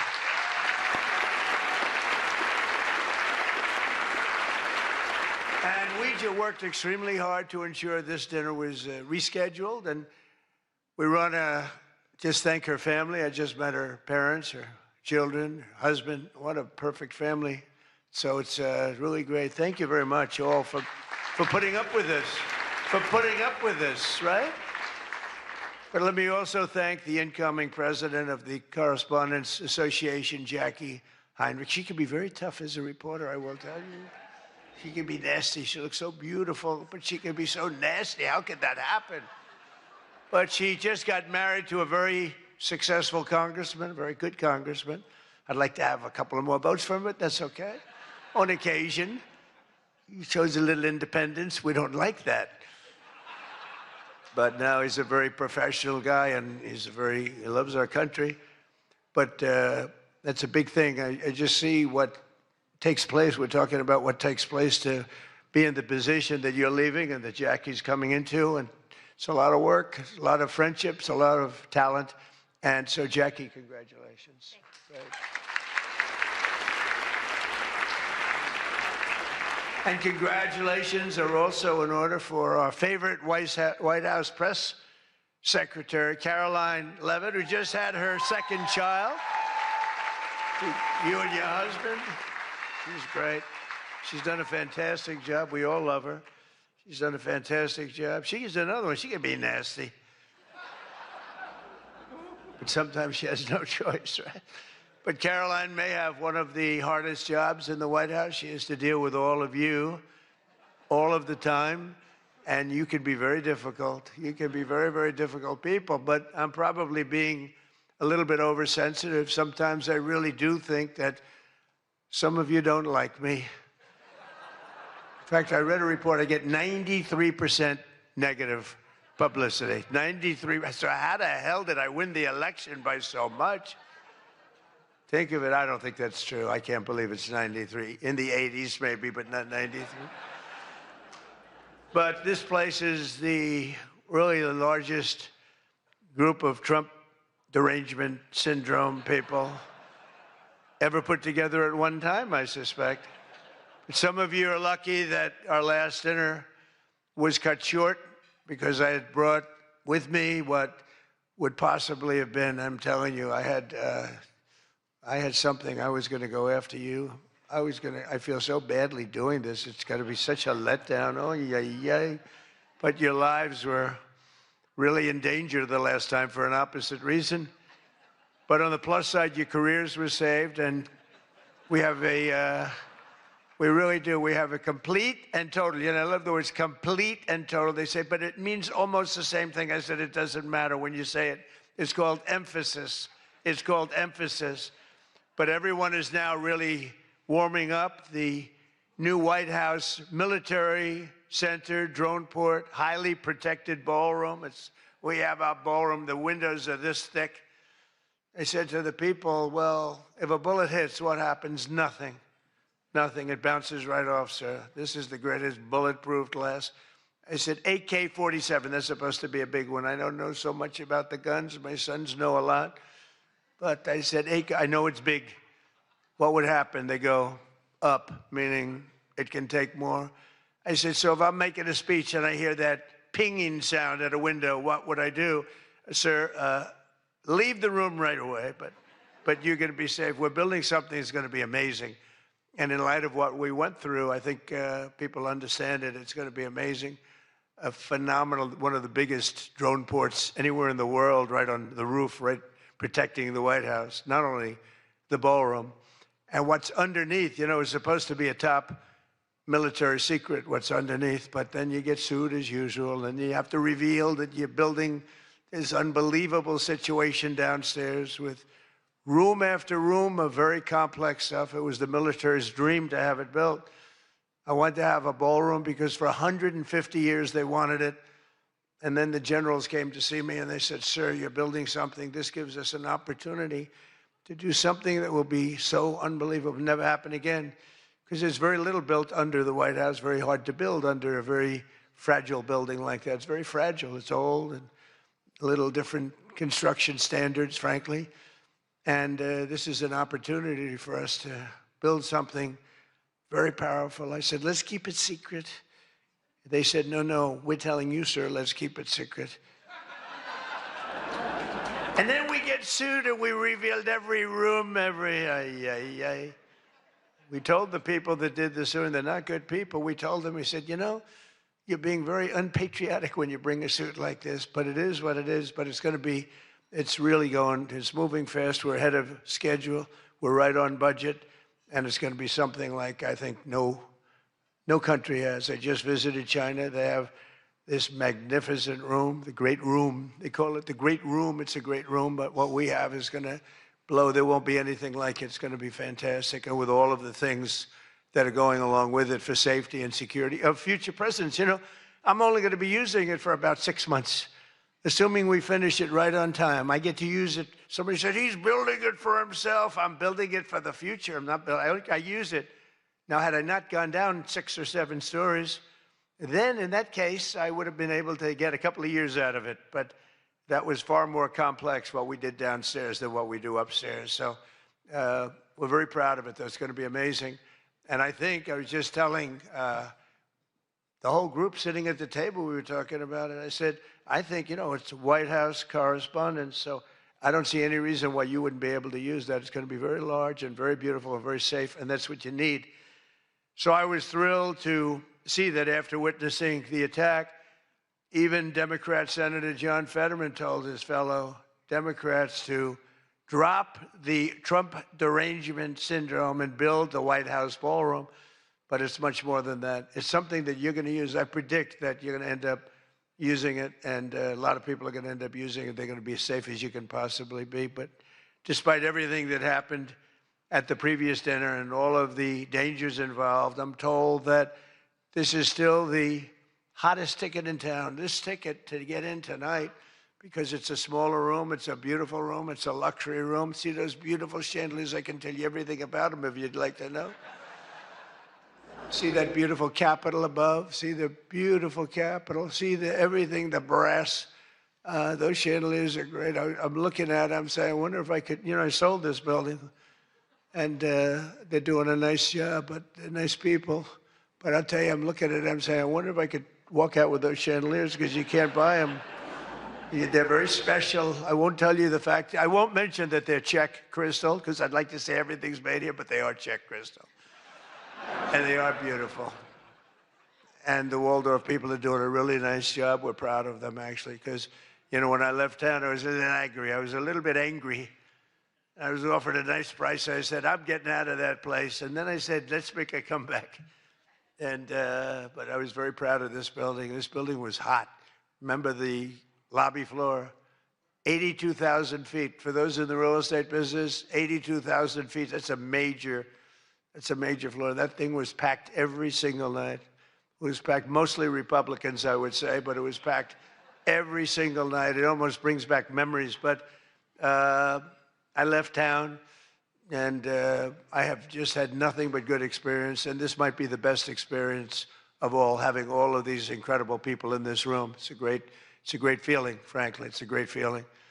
But tonight's event, thank you. But tonight's event is even crazier than the last time. In fact, it's so successful that I've been informed by CBS News' David Ellison, who's going to do a fantastic job. He's the owner.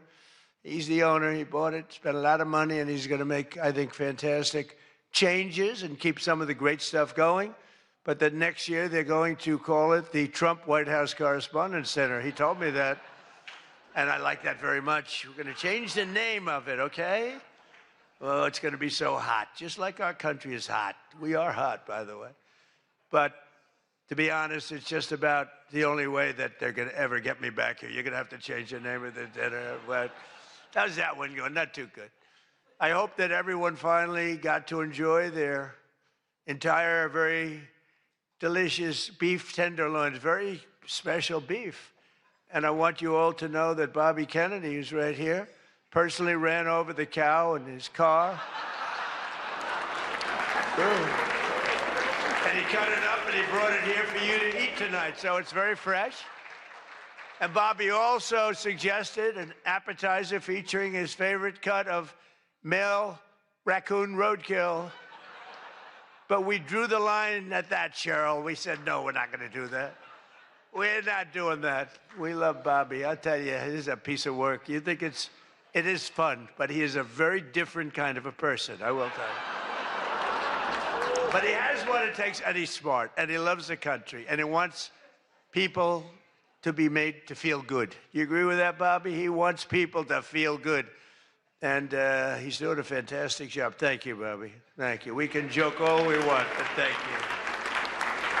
A lot's happened since the last time we were all together. Last month, we hosted one of the most incredible sporting events in world history at the White House, the UFC Freedom 250 fight. The UFC fight. When I announced that we're going to build a boxing ring right outside of the front door of the White House, that took a lot of heat. But it turned out that was, they say, about the most viewed fight in history. It was beautiful. So many things happened. It was supposed to rain. We're going to do it the week before, and the weather was beautiful. And the weather came, and it went, and now we came up to Wednesdays. They said, sir, this was on a Sunday night, replacing 60 Minutes, which is nice and unusual, because usually it's Saturday night. And they said, sir, this was from Wednesday on. Tell me about weather, right? Sure, it's going to rain. I think you're going to have to. It's going to be one of the worst storms that we've seen in a long time. It's coming up the coast. It's going to hit you on Sunday night. It's going to be a disaster. I'm saying, can you believe? And you saw the ring we built, Dana White, the great Dana White, and everything. We had the best fighters in the world. Turned out we had the best fights that most people have ever seen, including me. It was just a miracle. But what happened is we're waiting for this rain to come all day long, and it's coming, and it's horrible. And it's 8 o'clock, and we say, I think it hasn't rained yet. I said, maybe we should postpone it an hour. Maybe we should make it the next day. We didn't know what to do. And finally, we just said, let's just have it. And it never rained. It was perfect. In fact, the week before, it was 92 degrees. It was nice, but this was like 72 degrees. And the rain was coming, and it came right over the White House, and it was like, thank you very much. It went like this. And other areas were drenched a few miles away. We didn't have a drop of rain.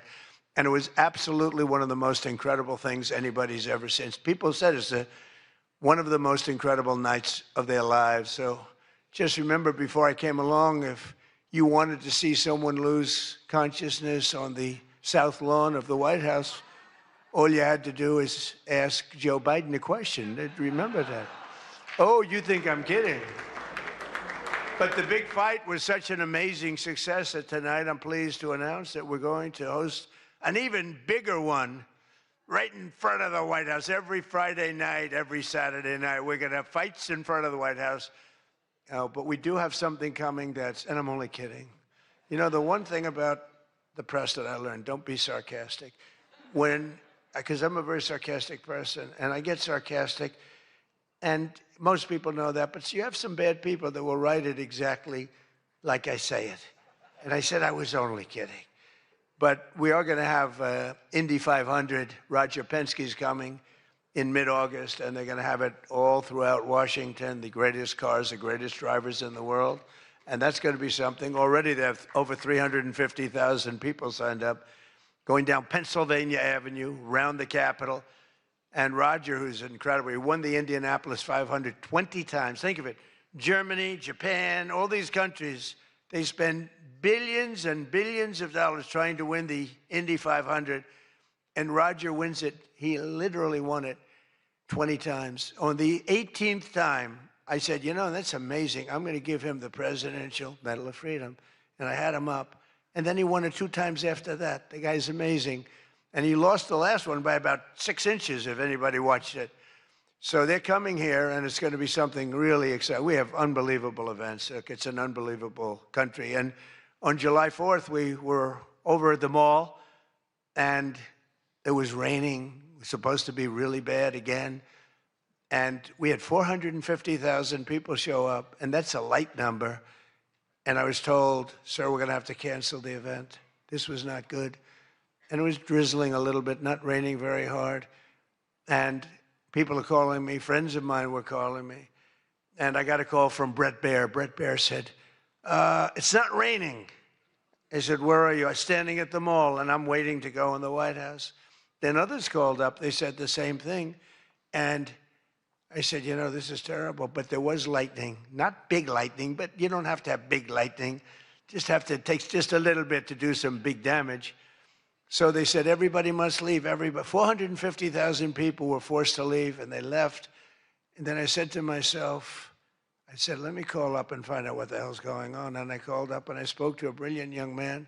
He said, don't worry about it, sir. We can do it in a couple of weeks. I said, you can't do it in a couple of weeks. This is the 250th birthday. In 2 weeks, what are we going to do? Say, let's go? We're going to have a redo? No. I said, I'll speak if I have to speak at 3 o'clock in the morning, 2 o'clock, 1 o'clock. I don't care. Call them all back. They're all gone. 450,000. And most of them were in cars. They were heading back to Texas. And it was sad. And we said the show must go on. Very much like here, we said the same term, right? The show, it's a great term. It's true in life. The show has to go on. The show must go on. And I said, the show must go on. I put it out on Truth. The show must go on. And we had probably, Peter, 150,000 people come back, up higher, maybe. Thank you. Let's stand up, Peter. Tell them. More, right?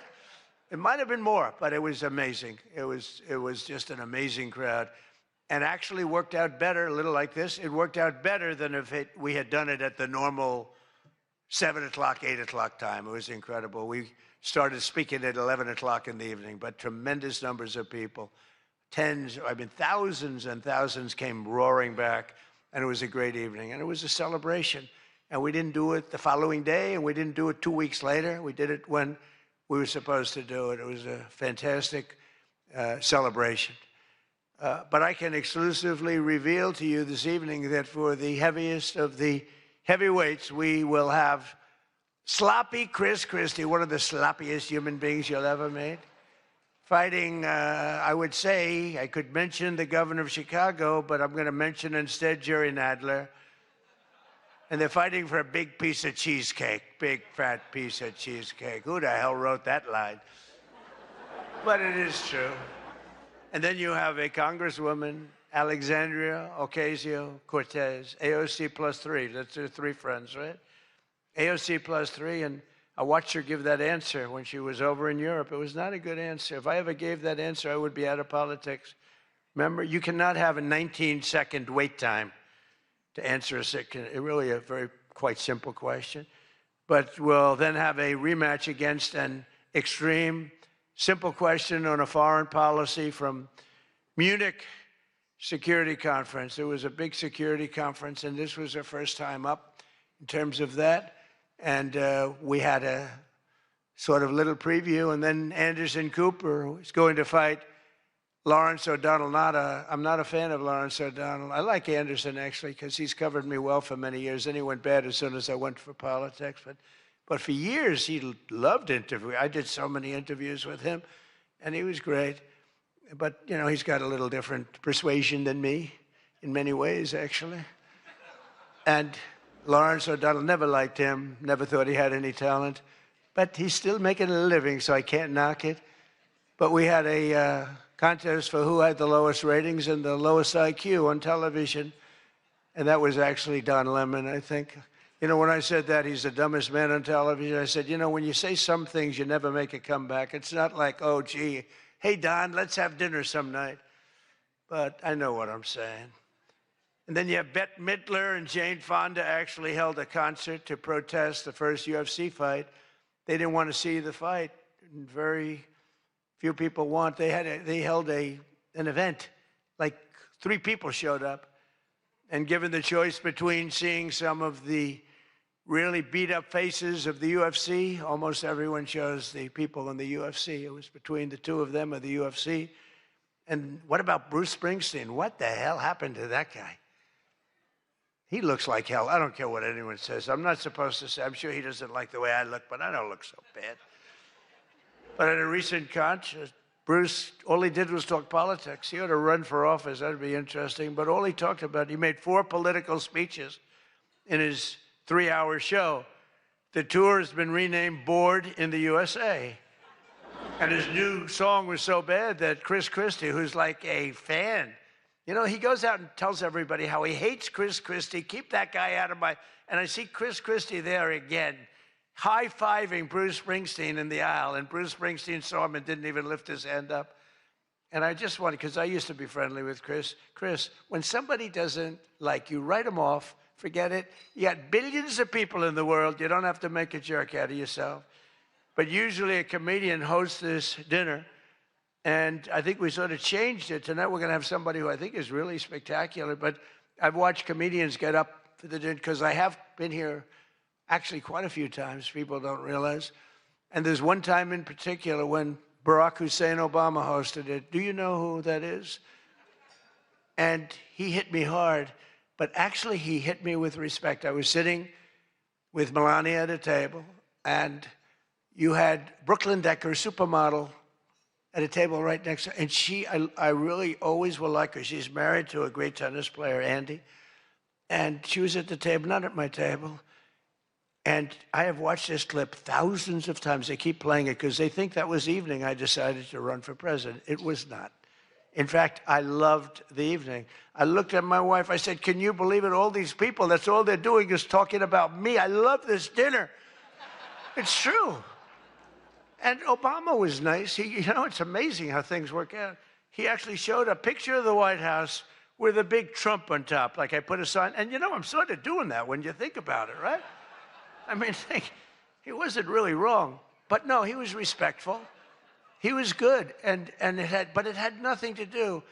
It had nothing to do. I just decided that I wanted to make America great again. This had nothing to do with that dinner. I've gotten so many... Yeah, I've gotten so many calls, and for years they've been saying, was that the moment you decided to run? Really, no.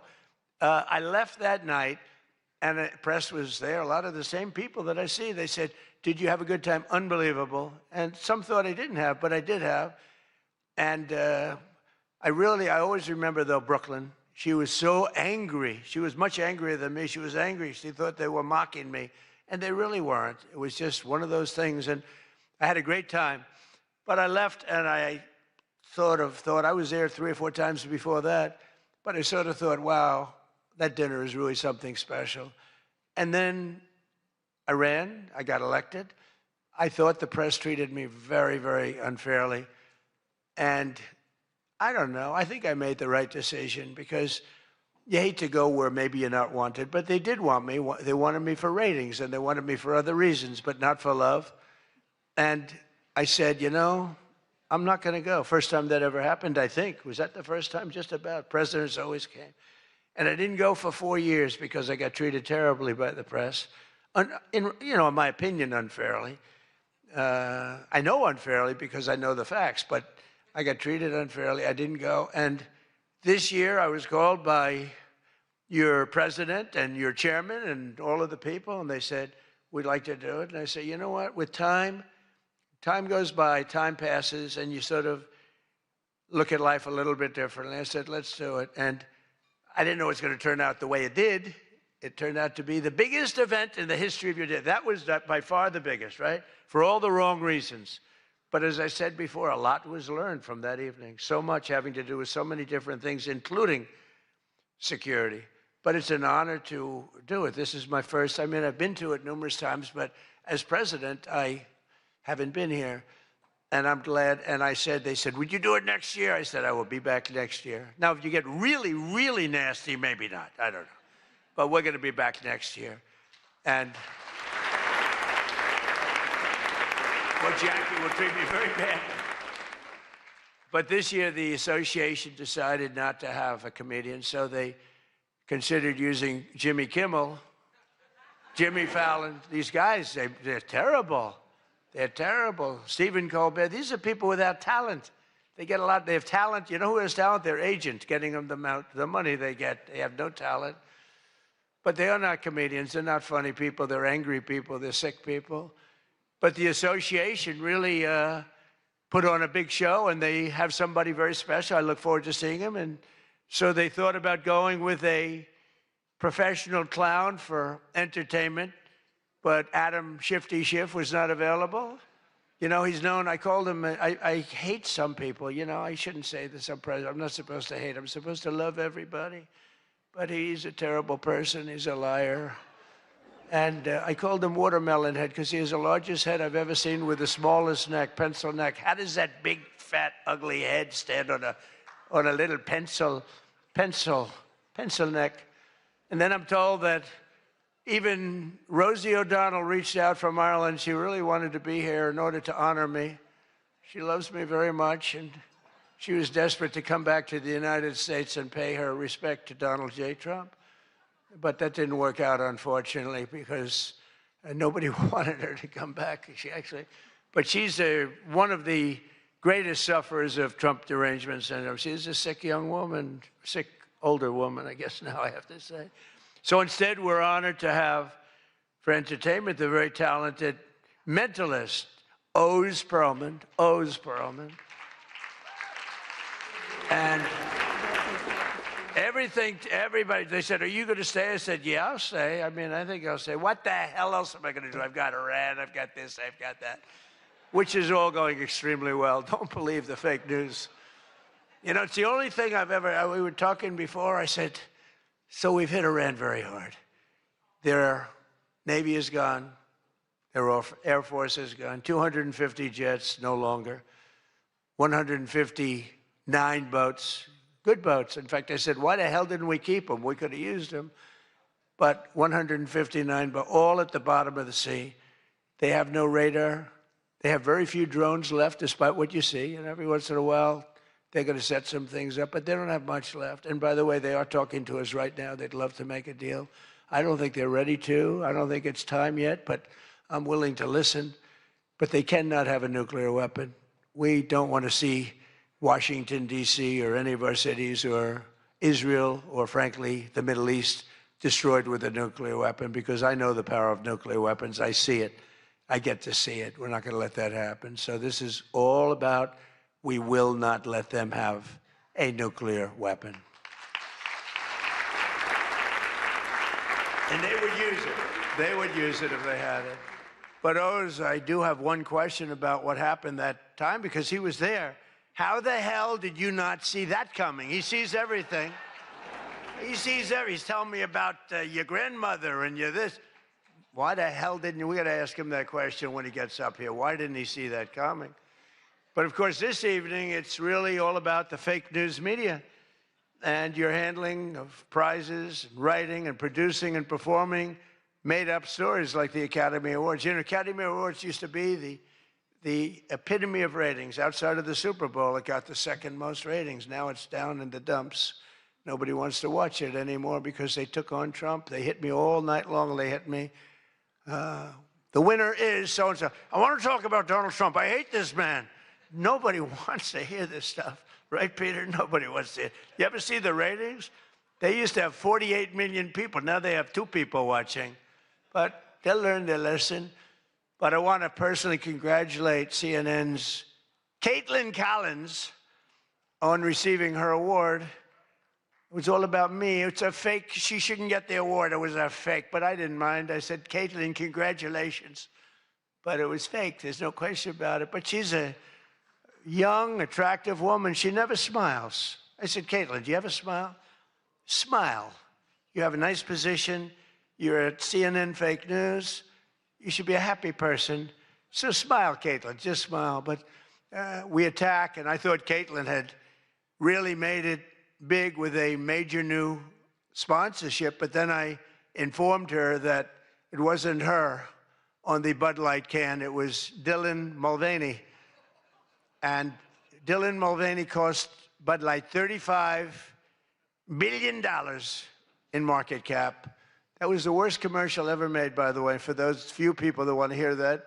Most people don't care, but I would. I wouldn't want to hire Dylan anytime soon. Think of it, they hired Dylan Mulvaney, and their market cap has gone down by $35 billion. Who wrote that commercial? And then you have writer Josh Dorsey.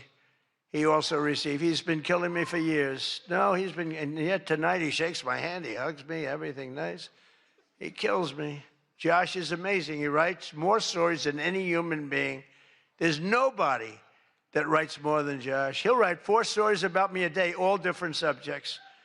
I mean, I had the other day 3 stories and one on the, he was upset about this. 1 was on page 7, 3 were on page 1. They were all written by Josh. But he's hit the big time, and he's a workhorse, and yet he's almost unhireable. You know, he's just one of these guys. Wall Street Journal's lucky to have him, but you really, it's unbelievable. He's almost unhireable. CNN is also here. And I'm very disappointed they didn't bring Fake Tapper because he's had a rough couple of years, Fake has. You know, he calls me up every once in a while. If I pick it up, you know, I pick up my phone. I used to go to this young lady. I'd say, any calls from the press? No, sir. I said, oh, now I'm the President of the United States, right? I'd say to Stephen Chung, is Stephen here someplace? Where's Stephen? He's one of the toughest human beings I've ever met. Don't ever wrestle Stephen. You'll be in big trouble. But I say, Stephen, let me ask you, did the press call? No, sir. You know, when I was a developer, I'd get a call every half an hour. For whatever reason, I always got disproportionate press. So I said, Stephen, nobody called? No, sir. 2 hours later, I say, hi, Steve, how are we doing? Everything good? Anybody call? No, sir, no press calls. I said, I'm president. Nope, they never call. So this went on for about a week. I'd say, Caroline, did the press call? No, sir, no calls. I said, nothing. It's over a week. I haven't received a call. So I said, you know what I'll do? I'm going to give the press my phone number. That was the stupidest thing I ever did. I'm getting a call every 3.7 minutes. Stephen, I don't know where the hell you've been, but the press calls, I'm getting calls, ring, ring. I was with somebody today. They said, I've never heard a phone ring as much as it's fresh. Now, I look at the thing and usually just delete, delete, delete. Every once in a while, it'll be one of the people in this room that I like, and I'll pick it up. Like this one right here calls me on occasion, right? She'll call me and she says, hello, sir. How are you? We want to talk about some horrible subject, like a horrible, depressing subject. I say, Jackie, I don't want to talk about it. Congratulations, however, on your new marriage. But I don't want to talk about it. But it's true. And people call me now. And so for weeks I go, no calls.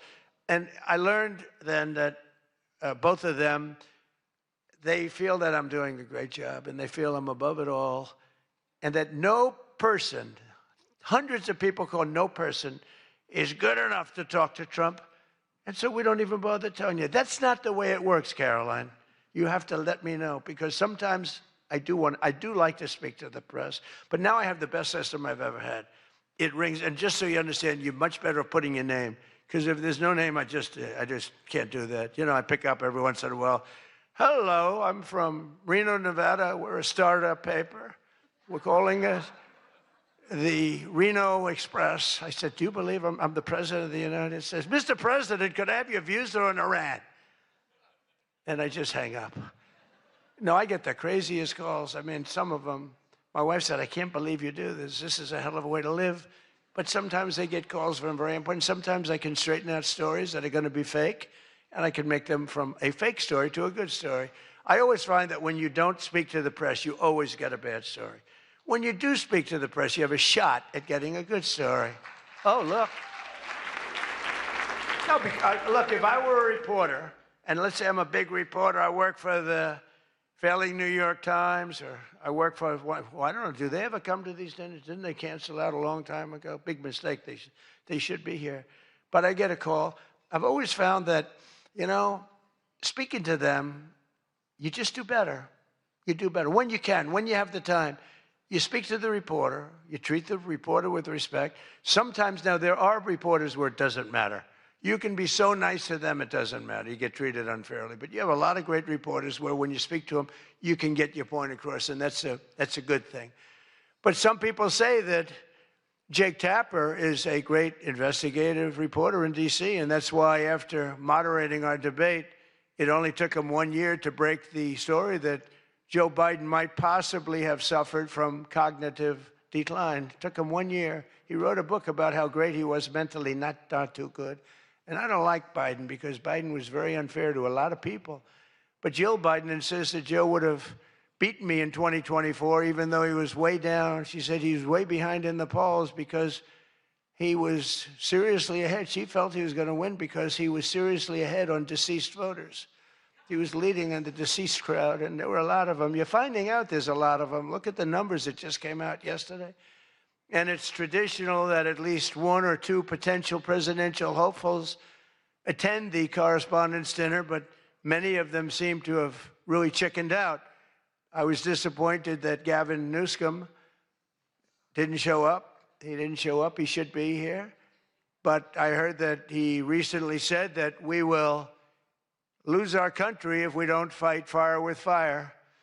And to be fair, there's only one thing we know about Gavin, and that's that he definitely doesn't want to fight fire with water. He's got a lot of water and never uses. What a disaster. That should have never happened. But Gavin Newsom recently did a career-threatening, one of the worst interviews I've ever seen, where he said that he can't read a speech. He's incapable of reading a speech. He's a low IQ person. He's smarter, however, than all of the people in the room. And then he gets sued for being a racist, okay, when he said that. But he basically said he has various mental incapacities. He has difficulty in various other ailments mentally. And I'm looking at him saying, this is the worst interview. I'm watching this interview. I said, this is the worst interview I've ever seen given by a professional politician. I've been watching politicians for a long time, mostly on the previous side, because I haven't been doing this too long. How am I doing? Not bad for the number of minutes spent. Not bad. But with Gavin, so he said that all these things, and I said, anybody running against him, all they have to do is take that one interview and you can't lose. I actually put out a statement that Gavin Newsom has come out and said he will not be running for president because nobody can say what he said about himself and survive. Newsom was in big trouble when he openly admitted that Kamala was smarter than him. She said, Kamala is smarter. If Kamala is smarter than someone, you don't want that person to be president of the United States of America. Between California's policies of enabling wildfires, paying drug addicts to be homeless, giving free sex changes to illegals, and telling rich people they're going to take away, all of your money is going to be taken away. People are fleeing, and they're fleeing in droves. We can't have that in this country. It's becoming such a horrible and dangerous location that Ilhan Omar, one of my favorites, and her brother are thinking about moving together, very much in love. A video has surfaced recently of Ilhan giving a speech referring to World War II as World War XI. And they asked her about that. She thought she got it right. But I'm not surprised because she's a low IQ person. And she's also a very dishonest person, and she ought to get the hell out of our country. She shouldn't be here. She shouldn't be in our country. She also calls her brother husband number one. Omar is reportedly being investigated for fraud. She revised her net worth. I was shocked to see that she was worth much more than $30 million. And then when the press got on her, she revised it slightly downward to less than 18,000. So she went from much more than 30 million to 18,000, and I know Democrats, and the word Democrat is something that's come into fashion.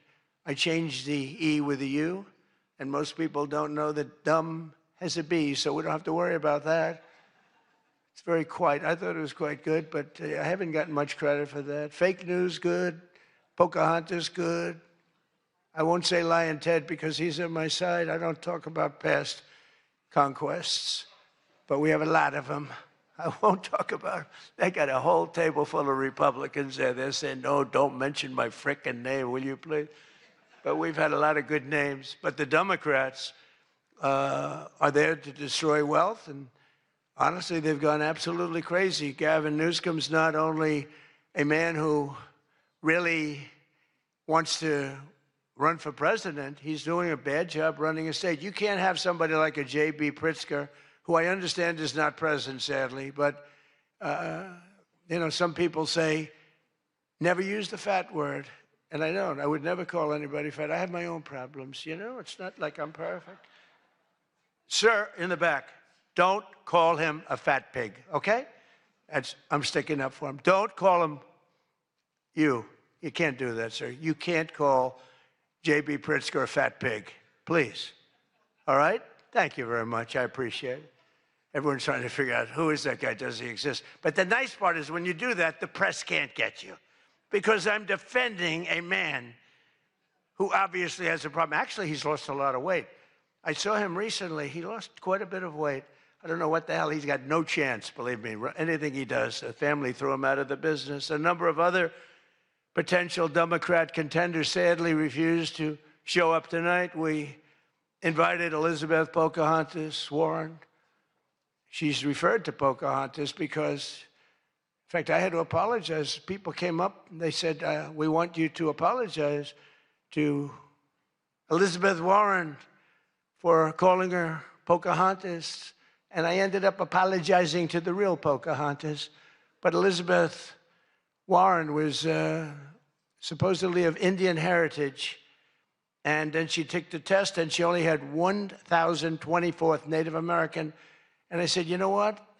I think I'm more of an Indian than she is. So this is what we have to deal with. But Senator Warren did not accept our invitation to debate. I wanted to debate her on various and sundry things, and she decided not to do it. And I decided to bury the hatchet. It doesn't matter. And she, well, I'm not going to say this next one. Do you want to hear this one? How bad? She wasn't high up on her totem pole. Who the hell wrote that? No, she's bad news. I wanted to make sure that Jack Smith, deranged Jack Smith, remember he went after me for about 2 years? How did he do? Not too good. I'm in the White House and he's not doing as well. I was going to say he's in a different kind of a house, but he's a deranged human being. He's a bad prosecutor. You know, prosecutors are very important. A great prosecutor, a fair prosecutor, but that's the great prosecutors, the ones that are fair. They're very important to a country, but this guy was a deranged lunatic. Saw his invitation tonight. He was invited because, you know, but I put it in a private text to Chuck Grassley. And Chuck saw him and he did a certain thing. And then one man that we had who should be here, he turned Palestinian. This was a man who was 100% for Israel. 100%. Chuck Schumer, crying Chuck. Remember he cried at the airport over illegal immigrants. They were the fakest tears. There were people throwing water in his face. But now he's a proud, very proud Palestinian. In fact, I'm going to send him a beautiful Palestinian outfit tomorrow so he can greet Bibi Netanyahu when he comes to town next week, along with the mayor, who I'm sure would love to meet Bibi. They're not treating Bibi too well, but Chuck wanted to join us tonight, but he didn't want to be violating many parts of the Palestinian rules, regulations, and certainly he didn't want to violate Sharia law, his new founding. And all joking aside, I do think we need term limits in Congress. I think term limits are very important because I see what's happening. I see what's happening. The other day, a senator I knew got a text, a great guy, from his wife. And she said, when you get home, I want to have you immediately come up the stairs and make love to me. And he said, I can't do both. You know what? You know, in other words, can't go up the stairs and make love. Does anybody get that? Well, I thought that was actually pretty good. That was actually the only thing I thought was good in this whole frickin' stupid speech that they wrote. That was the only good one, and that went down with not exactly great laughter. I think, you know, in other words, you can't go up the stairs and make love, too, you know. So we're looking for term limits. Does anybody understand this stuff? But I really do wonder whether the Democrats are trying to lose the midterms. In Maine, they nominated a guy with a Nazi tattoo. But don't worry, Democrats. Word is that Plattner's replacement, he throws bottles at women. This guy throws bottles. This guy's another lunatic, by the way. Although I think Plattner might have done surprisingly well, because we're in the age of Trump. Call it what you want. People can do well today. Plattner, I don't know. But, you know, people don't have the guts to stick it out, but it looked like he was guilty of a lot of stuff. He certainly didn't defend himself very well. In Texas, the Democrats are running a candidate named James Telefrico, who hates guns, hates oil, hates sex, hates women, and who said he is, quote, a Christian who hates Christianity. Other than that, I think his platform is quite good. And that means that he's not going to do very well against Ken Paxton, who hopefully in Texas is going to win. But Telefrico, he's Alfred. You know what he looks like to me? Alfred E. Newman. Do you remember Alfred E. Newman, Mad Magazine? I said, that guy is Alfred E. Newman. Can't imagine he'd win. Well, I have all of the press here in one place. I have to say that we're having an amazing load of accomplishments that the media never talks about. For example, under my administration, a once feared and powerful regime that relentlessly attacked America has finally been toppled. Their former leaders have been removed, and they're now being run by a gay dictator facing internal divisions. But I, for one, wish Barry Weiss all the best at CBS News. She's a wonderful woman. Most of the press lives here in Washington, D.C., and you should be thankful for me for what my administration and I have done to make our nation's capital, which was one of the most dangerous and unsafe cities anywhere in the world, one of the safest cities in the United States. Crime is down 88%, and our capital is shining again with 62 monuments, statues, water fountains looking more beautiful. The graffiti's all gone. The tents are all moved out of the parks. The fences are all done. Our capital looks like it's really in good shape. And people coming here, people in the White House, they work in the White House, they all say, young women, young guys walk up, they say, thank you, sir. 2 years ago, we lived in a dangerous city. We lived in a city where 150 people were killed a year. And now we have almost a crime-free city. Our National Guard has done an incredible job, and we've removed over 5,000 career criminals. You know, we removed, there's one stat, I think it's a great stat. It's to me, it's fantastic. 2% of the people create 91% of the crime. That's something you can fix, and we fix it. We moved out over 5,000 career criminals out of Washington, D.C., and we have the greatest capital in the world. Again, it's beautiful, it's thriving, the restaurants are thriving. You couldn't get into a restaurant because they didn't have, all the restaurants were closing. And if you even got in, you felt unsafe. People were getting into Ubers and they were being attacked when they were in an Uber. It's not happening anymore. We have tough, smart people, and they have done a fantastic job. Washington, D.C. is safe again. You can't get into a restaurant. The restaurants are opening up. They're opening up all over the city. They can't get, it's the exact opposite. They can't get space. But mostly I've given up on you and the media so that now I just gave up on you and I'm #1 on TikTok. Did you see that I'm #1, Stephen? Is that true? I'm #1 on TikTok. So how could they be so bad? 525, think of this, 425 billion views. Can you believe that, Peter? I mean, let's go, Peter. I gave up on you people. I gave up on traditional press. And it obviously worked because we did win in a landslide. I mean, somebody's got to be saying something good about me. But TikTok, good old TikTok, and I was able to get it sold to a group of very wealthy people, mostly Americans. I was told President Xi, who's a man that I get along with very well, he was a hard no for the sale of TikTok. They all said he's a hard no. I said, well, let's call, put your group together. They put it together, billions, hundreds of billions of dollars. I called up President Xi. I said, President, look. These are American people. They're wonderful people. In fact, one of them happens to own CBS, actually. I mentioned his name. I said, these are wonderful people, and it'll be a good thing. Does it mean anything, President? It's nothing. It's nothing. They love your country. We'd love to see you approve the deal. And he goes, all right. That was it. It was done. And we sold TikTok. And he's a friend of mine. And he's not contributing to problems like other people contribute to problems. So we get along. but we made the deal. But #1 on TikTok is Trump, and that's probably why we won. But for all of the trouble that you give me a lot of trouble, a lot of heartache. I hope all of you know that I believe in the free press more than anyone in this room does. Maybe not quite.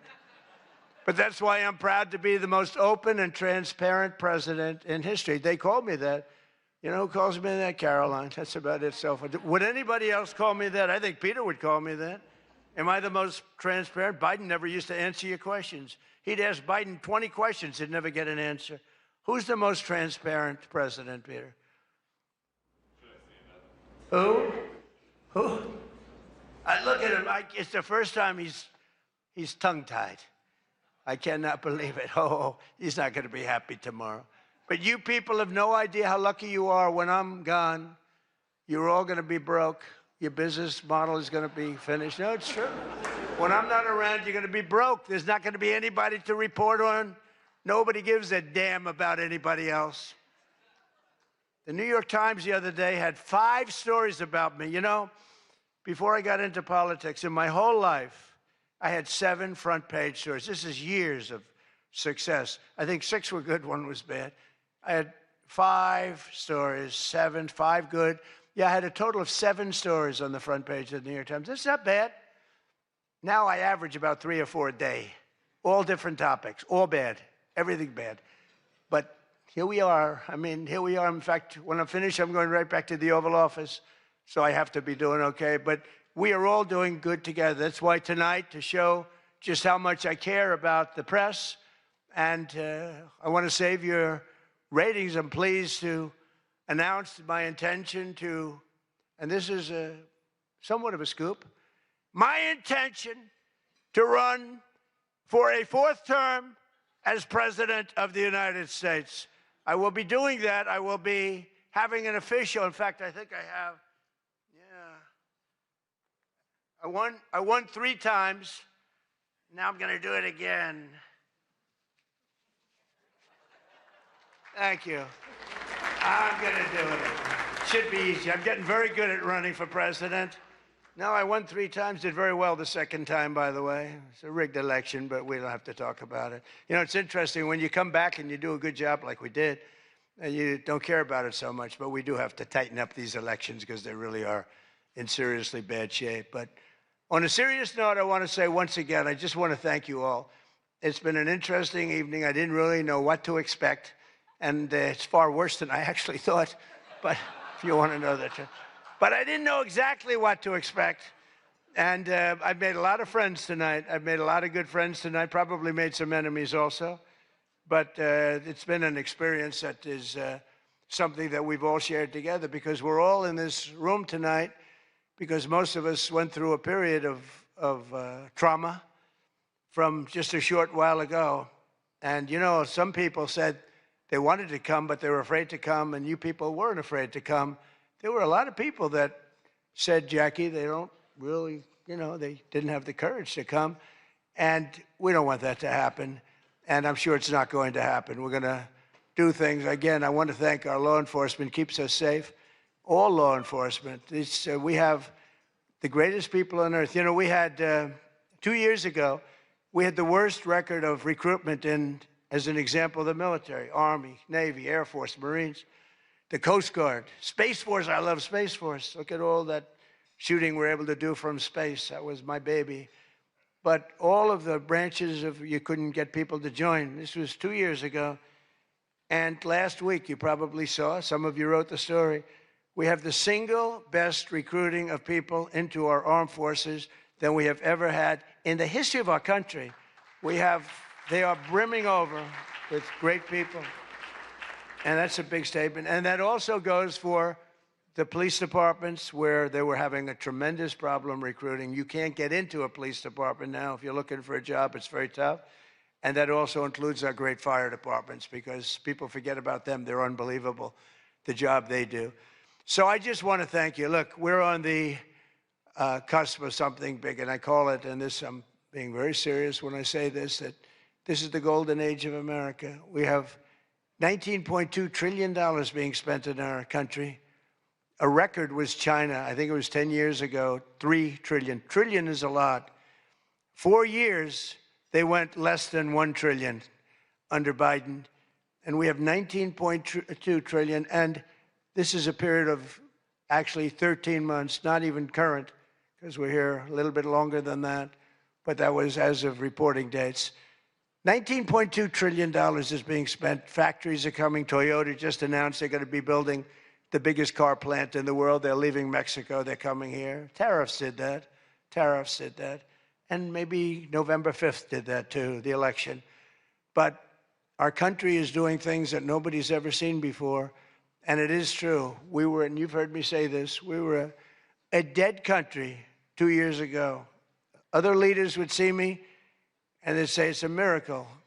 President Xi told me that a few weeks ago in China, and he's coming here on September, I think, 24th, coming in September, the end of September, going to be exciting. But he said the same thing. The King of Saudi Arabia said it. Everyone said almost the same words. We thought you were a dead country. We never thought you had a chance. You were never going to make it back. And in a period of 1 year, you made it the hottest country anywhere in the world. We all did that together. It's not me. We all did it together. And we do. We have the hottest country anywhere in the world, and we're going to keep it going. And I just want to say, this is a room. I have tremendous respect for the people in this room. Sometimes I don't feel you treat me fair. Maybe you do. I don't know. I don't feel that. But sometimes you treat me very fairly. And I have a lot of respect for your profession. Your profession's amazing. And I just want to thank you for having me. And it's been fun. And I've met a lot of great people. And, you know, I used an expression. I've used it right from the beginning. I did this for one reason, to make America great again. And that's what's happening right before your very eyes. We have made America great again. It's going to get a lot greater. So thank you all very much. It's an honor to be with you. Thank you. Thank you very much.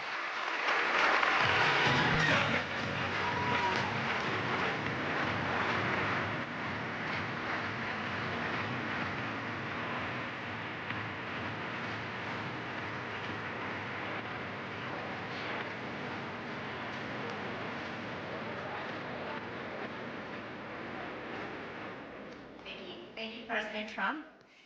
People asked me for several months, how long is he going to speak? And I said, you're White House correspondents. So you should know, and thank you, President Trump.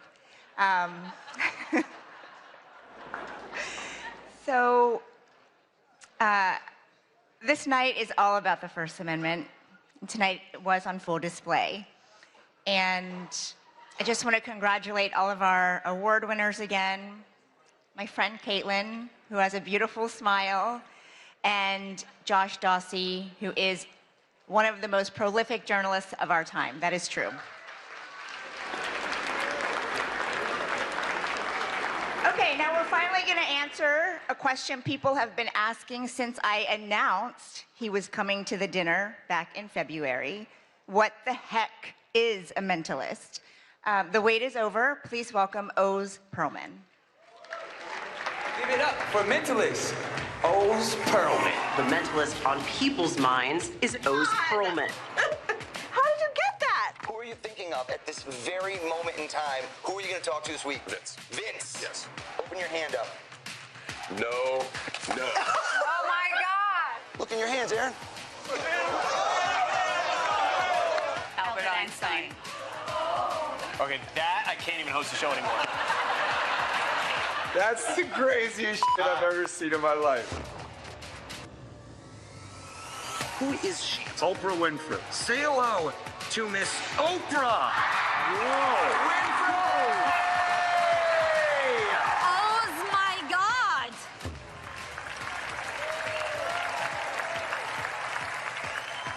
Oz, what is the stock I'm thinking? Disney is about to roll That's out ridiculous. a No, streaming that is not service. possible. No. Wow. Wow. If there's something freaky in here, I'm better heck out of here. There better be. I'm out. How the heck are you doing that? You're at the top of your game, dude. Barack Obama's who just thought of. Get the fuck out of here. How is that possible? Mind blown again. I know we're on TV, but this is crazy. I'm done. I'm done. That is nuts! Oh my God. Oz, you're amazing. Oh my God! fakes to Jamar, throws to Tanner. That's literally insane. It's like shattered my worldview. I have to rethink how I think about everything. Please welcome to the stage, O's Pearlman.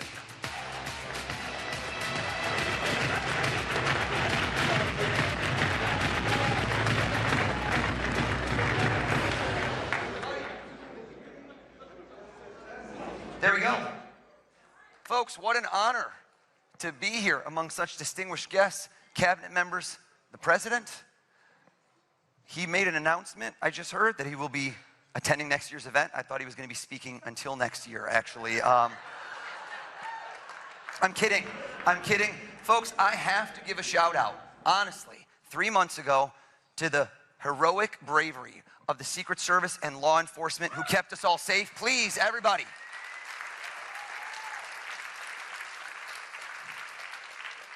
I felt truly blessed that day to go home and be able to kiss all my kids, and yet cursed that every single day since, everybody I meet, including now the President of the United States, goes, if you're such a good mentalist, why didn't you see that coming?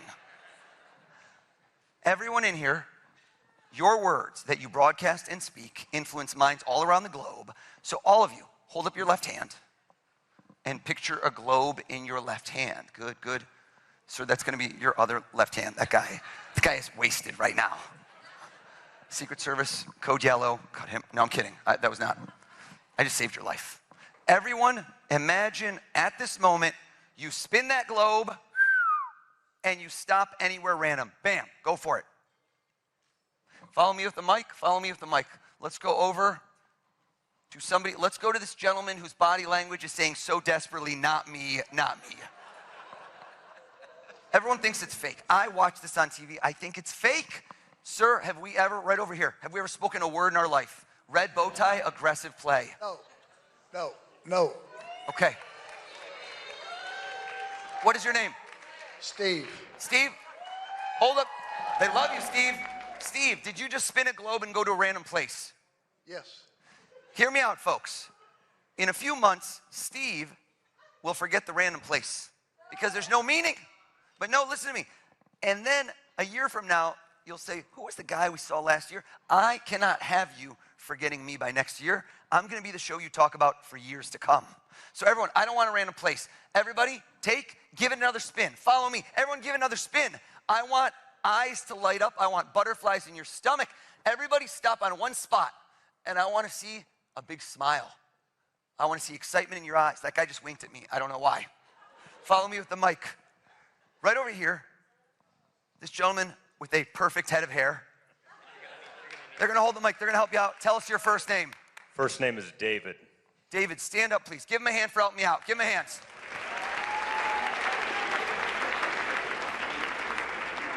David, I don't know the future. I'm not a psychic. I would have called that 3 months ago. I read people. Hold up your hand. Try not to react. South America, North America. Look down again. #1 place in the world you'd love to go. Look at it again. But this man dreams big, but you haven't been there. Look at that place one more time. Look at me. Yeah, that's the smile I wanted to see. Asia, Africa, Antarctica, too cold for you. Turn your back so I can't see you and you can't see me. Close your eyes for me, David. Close your eyes.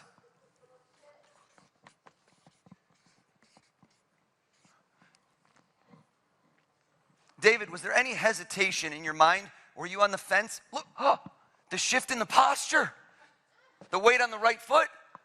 Close your eyes. My boy just changed his mind. Come on, David. He just said in his head, he goes, if I'm not paying, I'm going big. There's a passport involved. David, keep your eyes closed. Keep your eyes closed. Keep your eyes closed. What was the place when I said spin it? Stop right there. Where did you want to go? Tell us. Taj Mahal. What? Can I ask you a question? Yes. That's why I said you shifted your balance. Have you been there before? Never. I'm so curious. Let me ask you a question. You never know how this works. Did you change your mind? No. Were you thinking initially of a place and you go, I've been there, so it's too obvious, and at the last moment you changed? What was the first place you thought of? Big Sur, California, where I just visited. And then, Taj Mahal was was the layup. There it is right there. What did you think of after that? I saw you chilling, relaxing. Was there another place you were thinking of? Great Wall of China. Okay, close enough. I'll take Big Sur. Turn around. Maybe you're just drinking Fiji water. I'll take it. I'll take it. Did Fiji pop in your head? Fiji came at one point, I will say. Fiji did come at one point. This guy's like, I'm going on an all-expense vacation. I'm doing a world tour here. I say think of one place. That's fine. That's fine. Have a seat for me. You got it. No, what? Hear me out. Hear me out. What happens if somebody lies in my show? Right? What happens if somebody lies in my show? And this room never lies, so there's no chance. Watch this. I need to put some skin in the game. Right now, if I lose, what happens? Nothing. I already got paid for the show. Let's come out in this crowd. Raise your hand if you have any cash on you. If you have any money on you, raise your hand. What is this? All the cabinets broke? What's going on? Where's that super PAC money? Follow me. I'm going, you know what? I see the name tag. I don't have to read minds. Acting Attorney General. Let's go over to this gentleman. Introduce yourself, please. Pardon me? Tell us your first name. You don't know my name? I know it, but it seems fake if I know, Todd. I can say it. Stand up. Give him a hand, everybody, for helping me out. Todd, just tap on the mic. Let's make sure it works. Are you a money clip or a wallet kind of guy? Don't take it out. No. Neither. It's like it's more like a wallet. Okay, it was a multiple choice. That's okay. Do you know, and I always ask this question because you never know. You're going out. Cash isn't as common now. Do you know exactly how much is in there or you're not sure? I'm not sure. I like that, right? Hashtag baller. No. I want you to count it, but hold on. Do it under the table so there's no way I could see. Under the table, and move away with the microphone.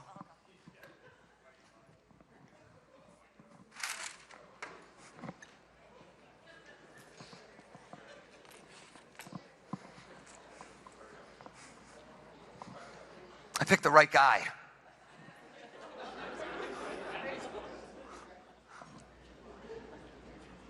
Stand up. Lie to me. Don't tell me how much money you really have. Make up a lie. Make up a lie. Lie to me. How much you got? 130. I would have said if you're going to dream big, Todd. That was dreaming big.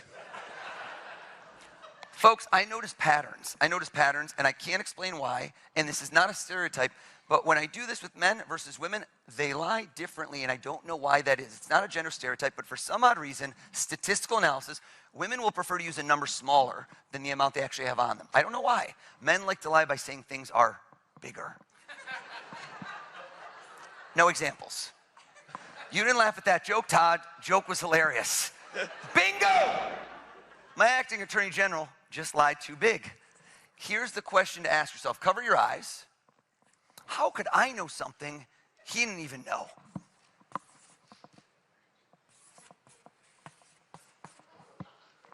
I'm going to show you over here. I'm going to show the president. President's still admiring the Czech crystal, I'm noticing. Those are beautiful chandeliers, sir. Open your eyes. How much you got, Todd? $85. $85, everybody!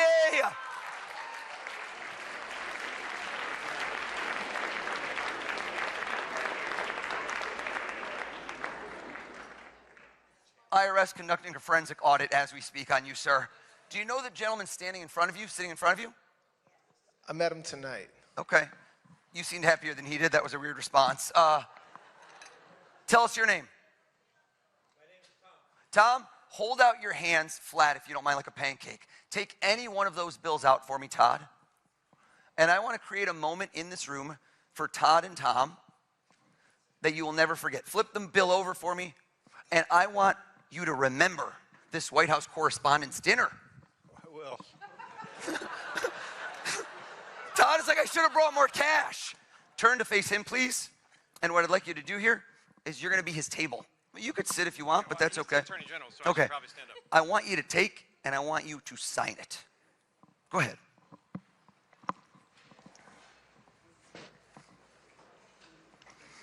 and then hold it up so everyone can see the federal offense you have just committed. He just clearly lost the Senate confirmation hearings on camera. I'm teasing you, Todd. Todd, did you sign that bill? I did. I don't know why you're smiling over here, Tom. You're an accessory to the crime, sir. Okay. This is the acting attorney general. I want you to take that bad boy, fold it in half, please. Fold it again, and I want you to recount the moments that just happened under oath in court. Did you touch that bill, Todd? Yes. Did Tom touch the bill? Yes. Did anyone else ever touch that bill, sir? I'm sure someone else did, but not tonight. Okay, well, statute of limitations. I want to make sure nobody ever wants to touch it in the future. Fold it in half. Fold it again. Sit on it.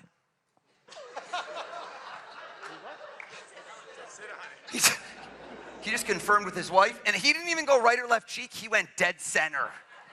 That's a man who takes no chances. I'm going to ask every one of you in this room a question. Here's what I'd like you all to do right now for me. Journalists, accomplished people who like to get to the bottom of things. I want everyone to take a deep breath in, and I want everyone to give me a nice strong exhale out. And I want you to close your eyes and visualize that sitting across from you. I have this question I love to ask you. I say, if you could interview, in this room I call it interview, sometimes I say have dinner, break bread, ask questions. If you could interview somebody famous, but let's make it hypothetical, dead or alive, past or present, anyone that's ever lived, it's a fascinating question. And I want you to visualize, that's the key, is not just see it in your mind, but see that person sitting across from you. Open your eyes, nod your heads if you've already done it. Nod your head. Some of you are quick on the draw. Some of you are still relatively sober, given the fact it's, I think, 3 a.m. at this moment. I lost track of time. If you haven't yet done it, crunch time, everybody. 3, 2, 1, done. Wake up.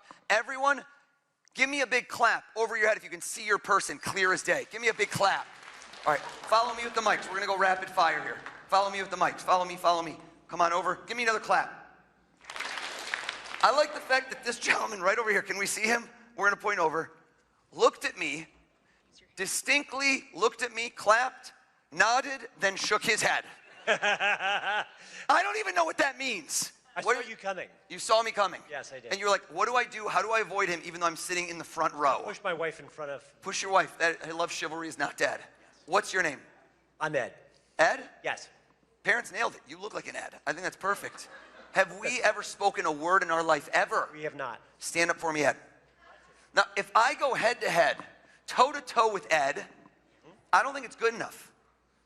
It's not good enough. The more people I can do this with, the more impossible it becomes. Give me some more claps. Follow me with the mic. Follow me with the camera. Follow me with the camera. Oh, follow me, follow me. Come on over. This was an incredible smile. Arms extended. She threw in a belly dance. I reward extra credits. No, Ed, stand up. We didn't get rid of you. I love you, Ed. Let's go right over here. Tell us your first name.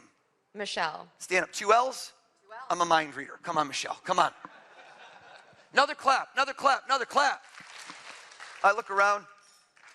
This was a moment. We had a moment right over here. If you go to this young lady, she looked at me, and when we made eye contact, Ed, she did not nod, she did not shake her head, but rather when we made eye contact, she closed her eyes tightly as if to activate some sort of camouflage shield, saying to herself, if I don't see him, does he still see me? I see you. Tell us your name. Aaron. Stand up for me, please. Okay. I now have 1, 2, 3 people thinking of 3 different people they want to have dinner with. This side's feeling no love. I can see it in your eyes. You're feeling no love, so let's keep it going. 2 more people, rapid fire. Follow me with the mics. Follow me. Give me some claps. Give me some claps. Your joy is effervescent. Also, the pocket square, 4 ripples. Next level, my friend. Next level. What is your name? My name's Kevin. Kevin? Yes. Stand up for me, Kevin. I never go past 4. Give him a round of applause. Make some noise. But this is not just any event. This is the White House Correspondents' Dinner. It's been going on over 100 years. I'm the first mentalist. One more group, right over here. I didn't even tell you I would do this. Give me a clap. Let me see it. Who thinks they have someone I will not get? You will be my Fiji water. Who will that be? Give me a clap. Okay, all of you with the big clap, you're too confident. I don't like it. I like the people that are on the fence. I like this young lady right over here. This young lady looked over. She squinted at me.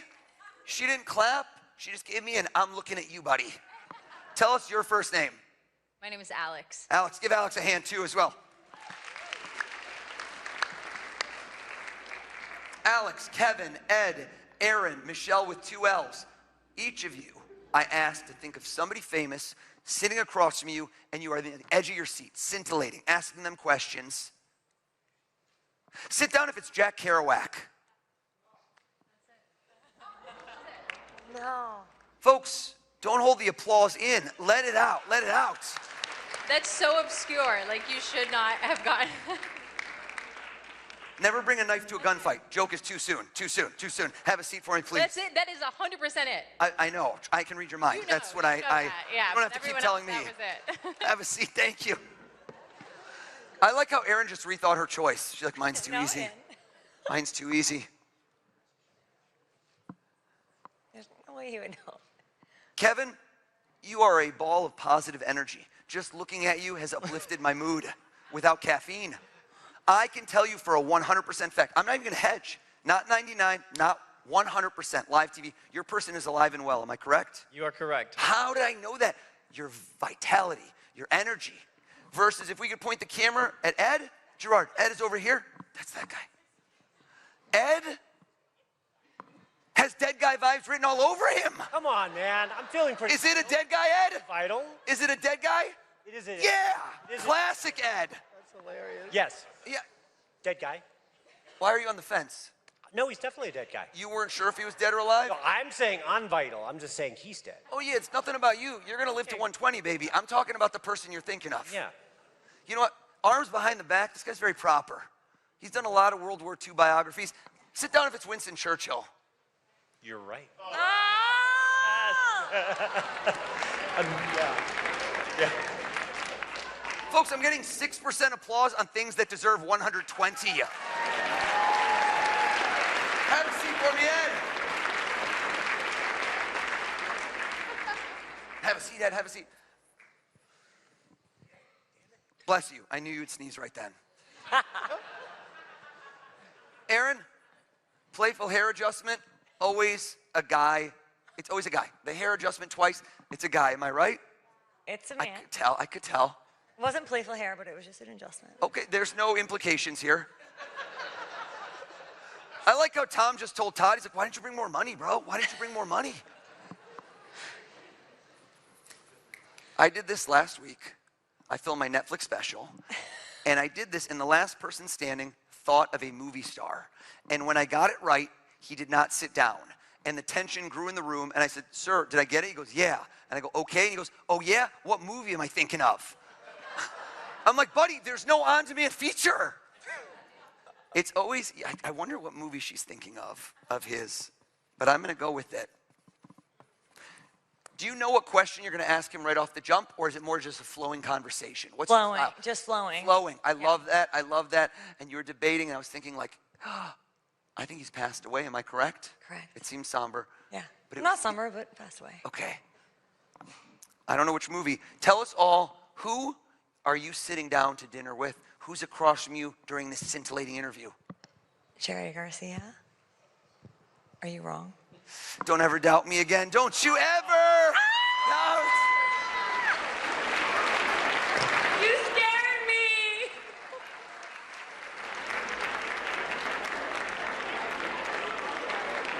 How did you know? Oh my God. All right, Guy next to her dropped an F-bomb. We're not on the hot mic. We're okay. We are okay. Michelle with 2 L's. Kevin with the tremendous smile. We have an issue right now. We have a problem. You don't realize it. But the issue is that so far tonight, I'm on fire. No, don't you smile, Kevin. It's a bad thing. I set the bar too high too soon, which means that right now, I can no longer guess who you're each thinking of.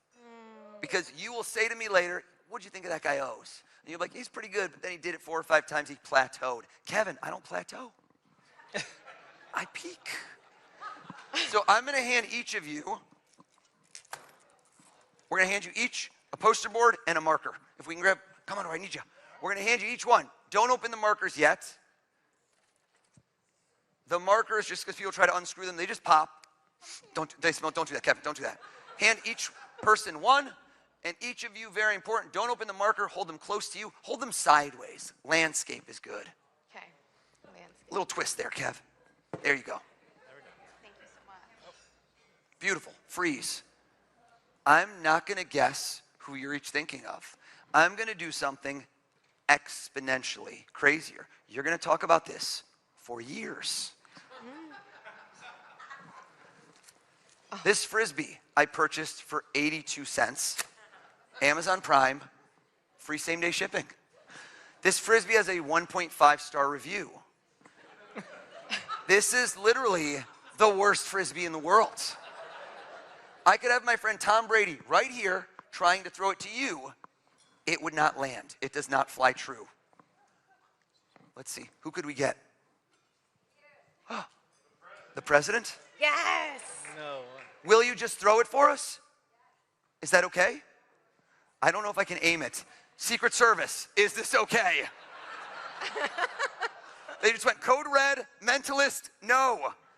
Is that, I can't throw this. We'll see what we can do. We'll see what we can do. I don't know if I can aim this thing, President. There. Okay. You know what? I have a better idea. Throw the hat out in the crowd. Let's go. Someone catch. Or nobody catch. Glassware down. This guy just became his VP running mate in 2028. Hear me out. Okay. Are you okay? If you'd like, this is entirely your choice. You can help me. But the Frisbee goes further than the hat. So it adds elements of excitement and randomness versus the hat had about 3 people to land because it appears I've made half the room disappear. Would you like to keep it or would you like to throw it onwards and make this even more random? Actually, I would love to keep it. Would you like to join me on stage and be my mind-reading protege? Oh, why not? Give her a round of applause, everybody.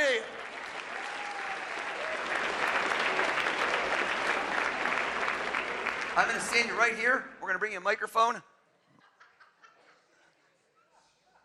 Tell us all your name. My name is Diane Williams. Diane Williams, have you and I ever spoken a word in our life? No, never. Diane Williams, go ahead and read their minds. How crazy would that have been? Are you kidding me right now? Diane Williams, we need to get into the zone, okay? No. Not really yoga style. I want you to give me your best mind-reading pose. Bring the hands up here. That's pretty good. That's more, okay, that's more it's sunny out. Let's hit them, yeah, there we go. Diane Williams, here's what I'm going to do for you. I'm going to assist you. Look at me. I'm going to have you picture a crystal ball in my hands. There is not really a crystal ball. You are going to look down into my hands, and I want you to look through that crystal ball, down into my hands, and I want you to nod your head if you are seeing clear as day 2 people or pretending. Can you see them? Is that a yes? You're really playing this up. And keep your eyes closed. Oh, okay. And I want you to repeat over and over in your head who you just saw, over and over in your head. Do you see 2 people? Could you see those 2 people? Close your eyes, Diane Williams. Close your eyes. Kevin, Michelle, uncap your marker. Keep your eyes closed, Diane Williams. I want you to write down your person's first and last name or their name as big as you can.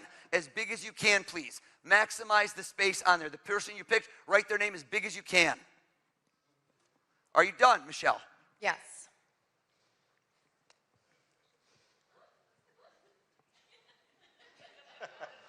Take your time, Kevin. I'm getting bored of my own show. Kevin, you're done.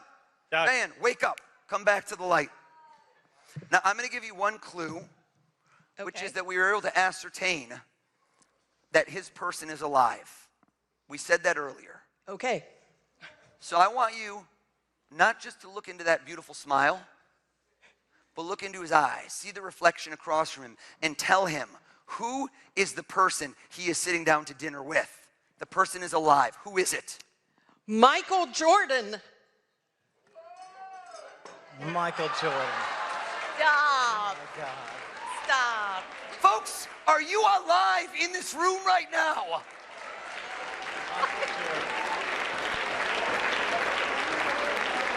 Crazy. That was a 3 out of 10 on something that should have been a 12 out of 10. So no, I'm not looking for pity.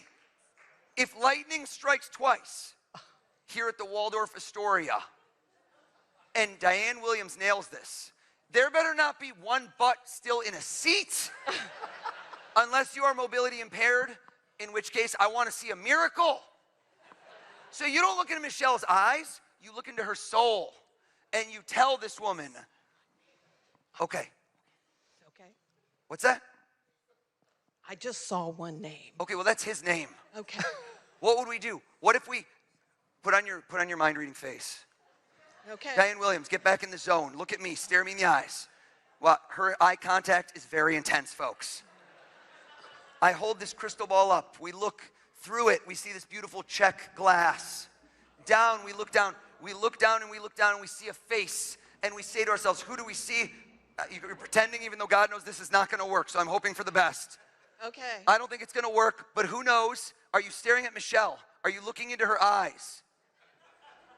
Look deeper, look into her soul, and give it your best shot. Diane Williams, who is she having dinner with? Could it be JFK? Turn it around, turn it around, turn it around!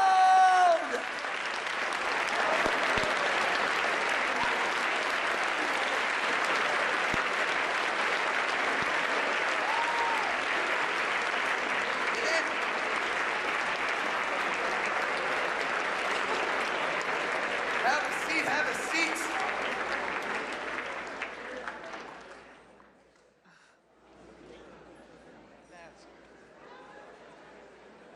Folks, I'm bringing Diane on the road with me for the record. She's keeping the hat. Really quick, let's see at this juncture in the evening if anybody still has battery life. Grab out your phone. Go to your calculator.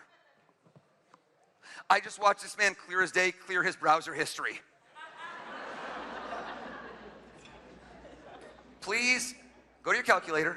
If there's a number, I don't want it. Get rid of it. Clear that number out. And I want to see nice, beautiful zeros out there. Do we have zeros? Hold them up, hold them up, hold them up. Let me see what we got. Okay. I need to see energy. I feed off of it. Who wants in? Who wants in right now? Who wants in? Who seems excited? One guy just looked at me and started flexing. I don't know why. Okay, battery life, still in the green. You're doing pretty well there, sir. What is your name? Josh. Josh? Traditional spelling? Do you want to join me? Let's get him up here. Let's hear it for Josh, everybody. Josh, come on up, partner. Let's bring you up. Josh, here's what I want you to do. I need to get somebody else in the mix. I want you to do two things. We're going to fact check this. You're going to type in this in. One more partner in crime. Pick somebody out there for me to help me out. Who's it going to be? Dina. At your own table. Okay, so I like the nepotism here. He's like, let's just stick with my own table. Dina, do you have your phone as well? I do, yeah. Stand up. Dina has no cover, just living dangerous over there. This trick is about to be called Apple Care. Dina, should we swap? Josh, come with me. Dina, I'm going to bring you in as well. Dina, since I didn't get to throw a Frisbee, are you have your calculator open? Yes. Please open it up. What do we have? Is this an amortization calculator? She's doing my mortgage calculations is what I'm seeing. Okay, I'm sorry. It's okay. I don't know what this one is. I can't do, this is like the buttons are too small. I can't see anything. I'm so sorry. I got to use someone else because I can't see. Put the brightness up. Grab yours. This one's big even though you're at 7% battery. I love it. Dina, give us a number and we're going to go on stage. Come with me, Josh. Give us a number and I want you to do this. I want you to give us a birthday. Come with me. You know what? Join me. Join me. We'll bring you up. Josh, you're going to be on deck. Josh, sit down. This gentleman, come with me. Oh, wait. I need you. Yeah.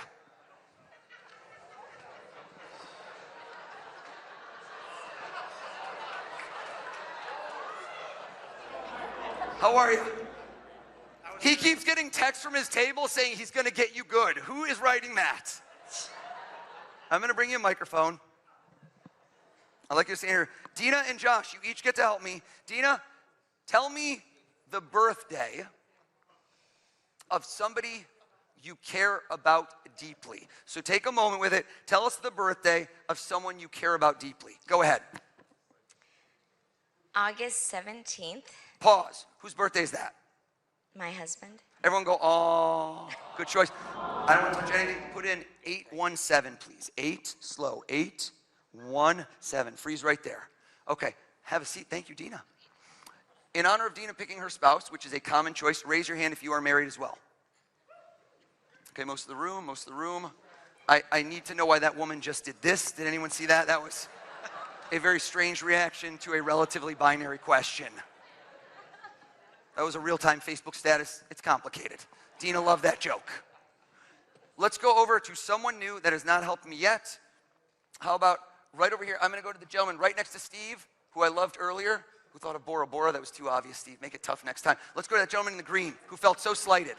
What is your name? Arden. Arden? Arden. That's correct. Arden, quick, what's your wedding anniversary?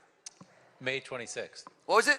May 26th. Do times 526, but don't do equal yet. I'm doing the math. August 17th times May 26th. Kidding, I don't know. Michelle thought I could do anything after John Fitzgerald Kennedy. You get to instill a little bit of yourself in this. Do you have a lucky number or something special to you? You do? 1 digit or 2 digits? 1 digit? Bring it close to the heart. That's your heart, yeah. We're not there yet. We're not there yet. And I want you to hit plus and hold it close to you and put in your lucky number. And then walk out into this crowd to somebody that you do not know. Is that possible? You seem a social butterfly. And I want to lock eyes. Look at me, sir. Look at me, sir. 500 times 1,000 is 500 G's. I'm a capitalist. I want 2 commas. I want a 3rd comma. I want millions. What's your name? Colin. Colin? Colin? 1 L or 2? 1. All right, Michelle's not happy. Some of you, your memory is not as good. You don't know why that callback was funny. That's okay. Colin, 3-digit number between 100 and 500. Don't do 1, 2, 3. You're better than that, Colin. You're better than that. You got a number? Yes, sir. I didn't like it. Change. Okay. There it is. There it is. Whisper with no microphone into his ear your 3-digit number. Everybody make ambient ocean noises. Did you hear what he said? We're going to hit the microphone right there. Right there. Have a seat for me, Colin. Please type in, to this gentleman, please type in a times and put in Colin's 3 digits. You did? Colin, have a seat. Wonderful. Did you hit equals? Not yet. Please. All right. Got to be over 30 mil. It's got to be over 30 million. Is it over 30 million? It is. Okay, I thought that was lightly impressive, but no, it's okay. I don't need the pity applause. Thank you, though, Bobby. Thank you. I'm ready. I'm ready for you. Oh, yeah, I'm not Rain Man. What do we get? That's what calculate, yeah. Read the number? Yeah. All right. 53 million. Hold up. 53 million. 670,000. 600. Oh, I didn't leave enough room. Okay, I'm gonna wrap around. 53,670,000. 682. $682. Bam. Have a seat. Give them a big round of applause. All my helpers. Dina, Josh, way to fact check. I appreciate you. Did you hear me say dollars? Imagine that you go to your ATM, that you swipe your card, that you type in your PIN code, or if I'm there, I do it for you. And suddenly, in your checking account balance, $53,670,682. How would you react? Let me see some faces. Okay, I like how some of you didn't hear the key word, checking account. This is not an interest-bearing account. I like how one guy swore under his breath, like tariffs. Folks, you should deploy this capital. Like my man right over here, Todd Blanche, looked at me like that was low. Tom, what did he sign, Tom? Was it a 20, a 50, or 100? We couldn't see. Tom is the guy next to him. Tom is the guy next to him. What was it? A 20. It was a 20? Aye. Todd, are you still sitting on it? Yes. Todd, reach into the abyss. Stand up for me, please, sir. Todd, check the signature. Is this your bill that you took out of your pseudo money clip? Yes. You marked it, but so did the government of the greatest country on earth with an 8-digit serial number. Read us those digits one at a time, please. Switch to me, please. Switch to me, please. Switch to me, 1 digit at a time, please. 53670682.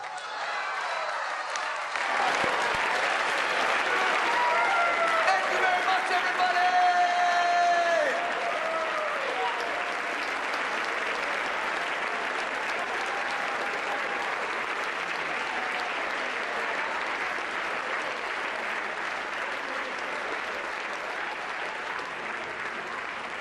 Amos Perlman, truly this has been the honor of a lifetime. Thank you very much, everybody.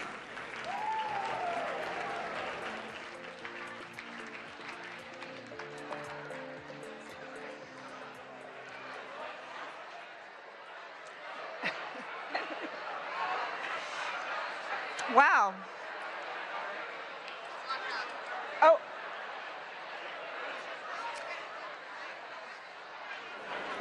Everyone, thank you for a memorable night. Thank you, Mr. President, for coming to our dinner. Thank you, O's, for scaring all of us in this room. And thank you all for supporting the White House Correspondents Association and the First Amendment. Thank you. Thank you all. This concludes the 2026 White House Correspondents' Dinner. Again, our thanks to President Trump. We look forward to seeing you all next year at the Washington Hilton. Please travel safely. Have a good night.